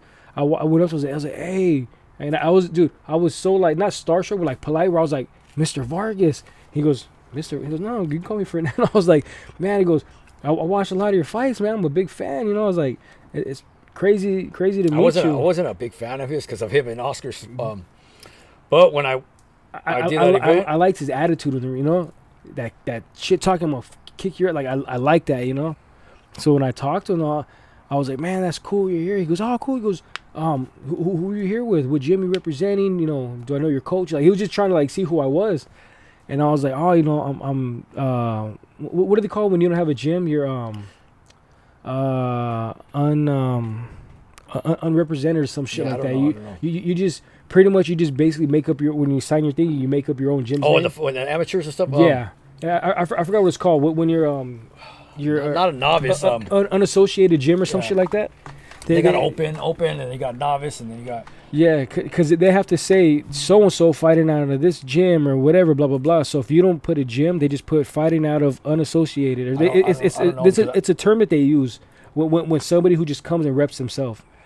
So basically, that's what I told him. I was like, no, I don't have a trainer here. I don't have this and this and that. You know, I want to fight. I'm trying to, you know, weigh in with everybody and do my thing. Dude, he was so fucking cool. Where he told me, he goes, all right, he goes, hey, if you get matched up or something, he goes, I'll corner you. I was like, dude, for real? He goes, yeah. He goes, I'll corner you. Man, I really appreciate that. I didn't get matched up that fight. No, nobody with my experience level, because I was still like, I think that was gonna be my second fight. So the other guys that were in my weight class that were fighting, they were fucking like, I think one had like 15 fights, one had 20, one had like, you know, whatever. And That's a lot of fights. And they told me, go, you can match up with them if you want. And because, you know, it is amateurs, you can go up 10 or down 10 or 5. Right. 5 pounds or 10 pounds. So they're like, and the guys underneath you, everybody's matched up underneath you, so you won't get a fight down. But if you fight your weight class or go up, you know. And usually those things are set when you walk in there. You know, they have the board. Oh yeah. And they go, hey, you call your coach, will call a guy. Hey, how much does he weigh? What, you know, how many fights is he? Yeah. Want to fight this guy? They match right then and there. Like there's no schedule. You do all the matchmaking right there when you walk in. You know. Yeah. So for me, I didn't have anybody in my experience level. There was a couple guys, but dude, they would have ended me in 30 seconds. And I was like, I'm not going to fucking flop like this in front of Fernando Vargas. No fucking way. So after I told him, I was like, hey, I appreciate everything, my brother. I was like, but they didn't have anybody to match up with me. Everybody, you know, has way more experience and this and that. He's, oh, no worries. He goes, if anything changes, I'm here. I'll Dude, just the fact that he offered that was so fucking humbling to me. And I was like, man, this is cool. This is cool, you know? Yeah, it was cool. He took us to lunch. That shit was cool, man. Yeah, man. Dude, I can talk boxing with you forever. I have so many more stories, so many, you know, other questions I want to ask you. We are coming up on that 2-hour mark, my brother. I know we have plans later, so I would like, you know. I'm already getting my getting blown up. Look at not answering back. Look at all them question marks, eh? Yeah, Give me a minute. Well, we can end it right here, my brother. But most definitely, I want a part 2 with you. We got so much more to talk about. We got so much more to touch base on. Definitely. Before we even get into the Hold My Shirt podcast, I want another one-on-one with you, my brother. All right, cool. So, you know, God bless you. Thank you for being here. Thanks you for coming out, my brother. One thing we didn't do is plug you if you want to drop your Instagram or anything like that. If you want people to follow you, learn more about you, talk boxing with you, anything like that. Or do you want me to just post it up on the screen for you? Yeah, I'm cool with that. Okay. Because I try to give people the opportunity to kind of plug themselves if they want to talk about anything. But just, if they want to talk to you, I'll plug it for you? Yeah. Okay. Well, you guys heard it here first. This has been another amazing, blessed, phenomenal motherfucking podcast. I had such a good time. This is my homeboy, my brother, and I'm talking for life. This is connection for life. This is the type of genuine people that you really don't meet, but when you know it, you know this is my homeboy right here. So you will most definitely see a part 2 of this coming. We're definitely going to have that Hold My Shirt podcast. If you guys can, if you made it this far, please drop some comments, hit that like button, turn on the notifications, subscribe, do all of that. And then I'm going to be plugging my homeboy Milkman's Instagram. So if you want to talk boxing, if you want to talk, you know, bettering your life after prison and maybe needing some advice or anything like that, I'm going to give you that opportunity to plug in and talk to my brother here. Genuine, humble, respectful, here for everybody. So I would love to be able to bless other people with what I've been blessed with by God, by him. So I will definitely plug him. But I am Marc the Franchise. I am your host. This is my brother. This is my homeboy. This is Eric, a.k.a. the Milkman, coming live and direct. Well, not live, but direct. And this has been another episode of In House Convos. We are out.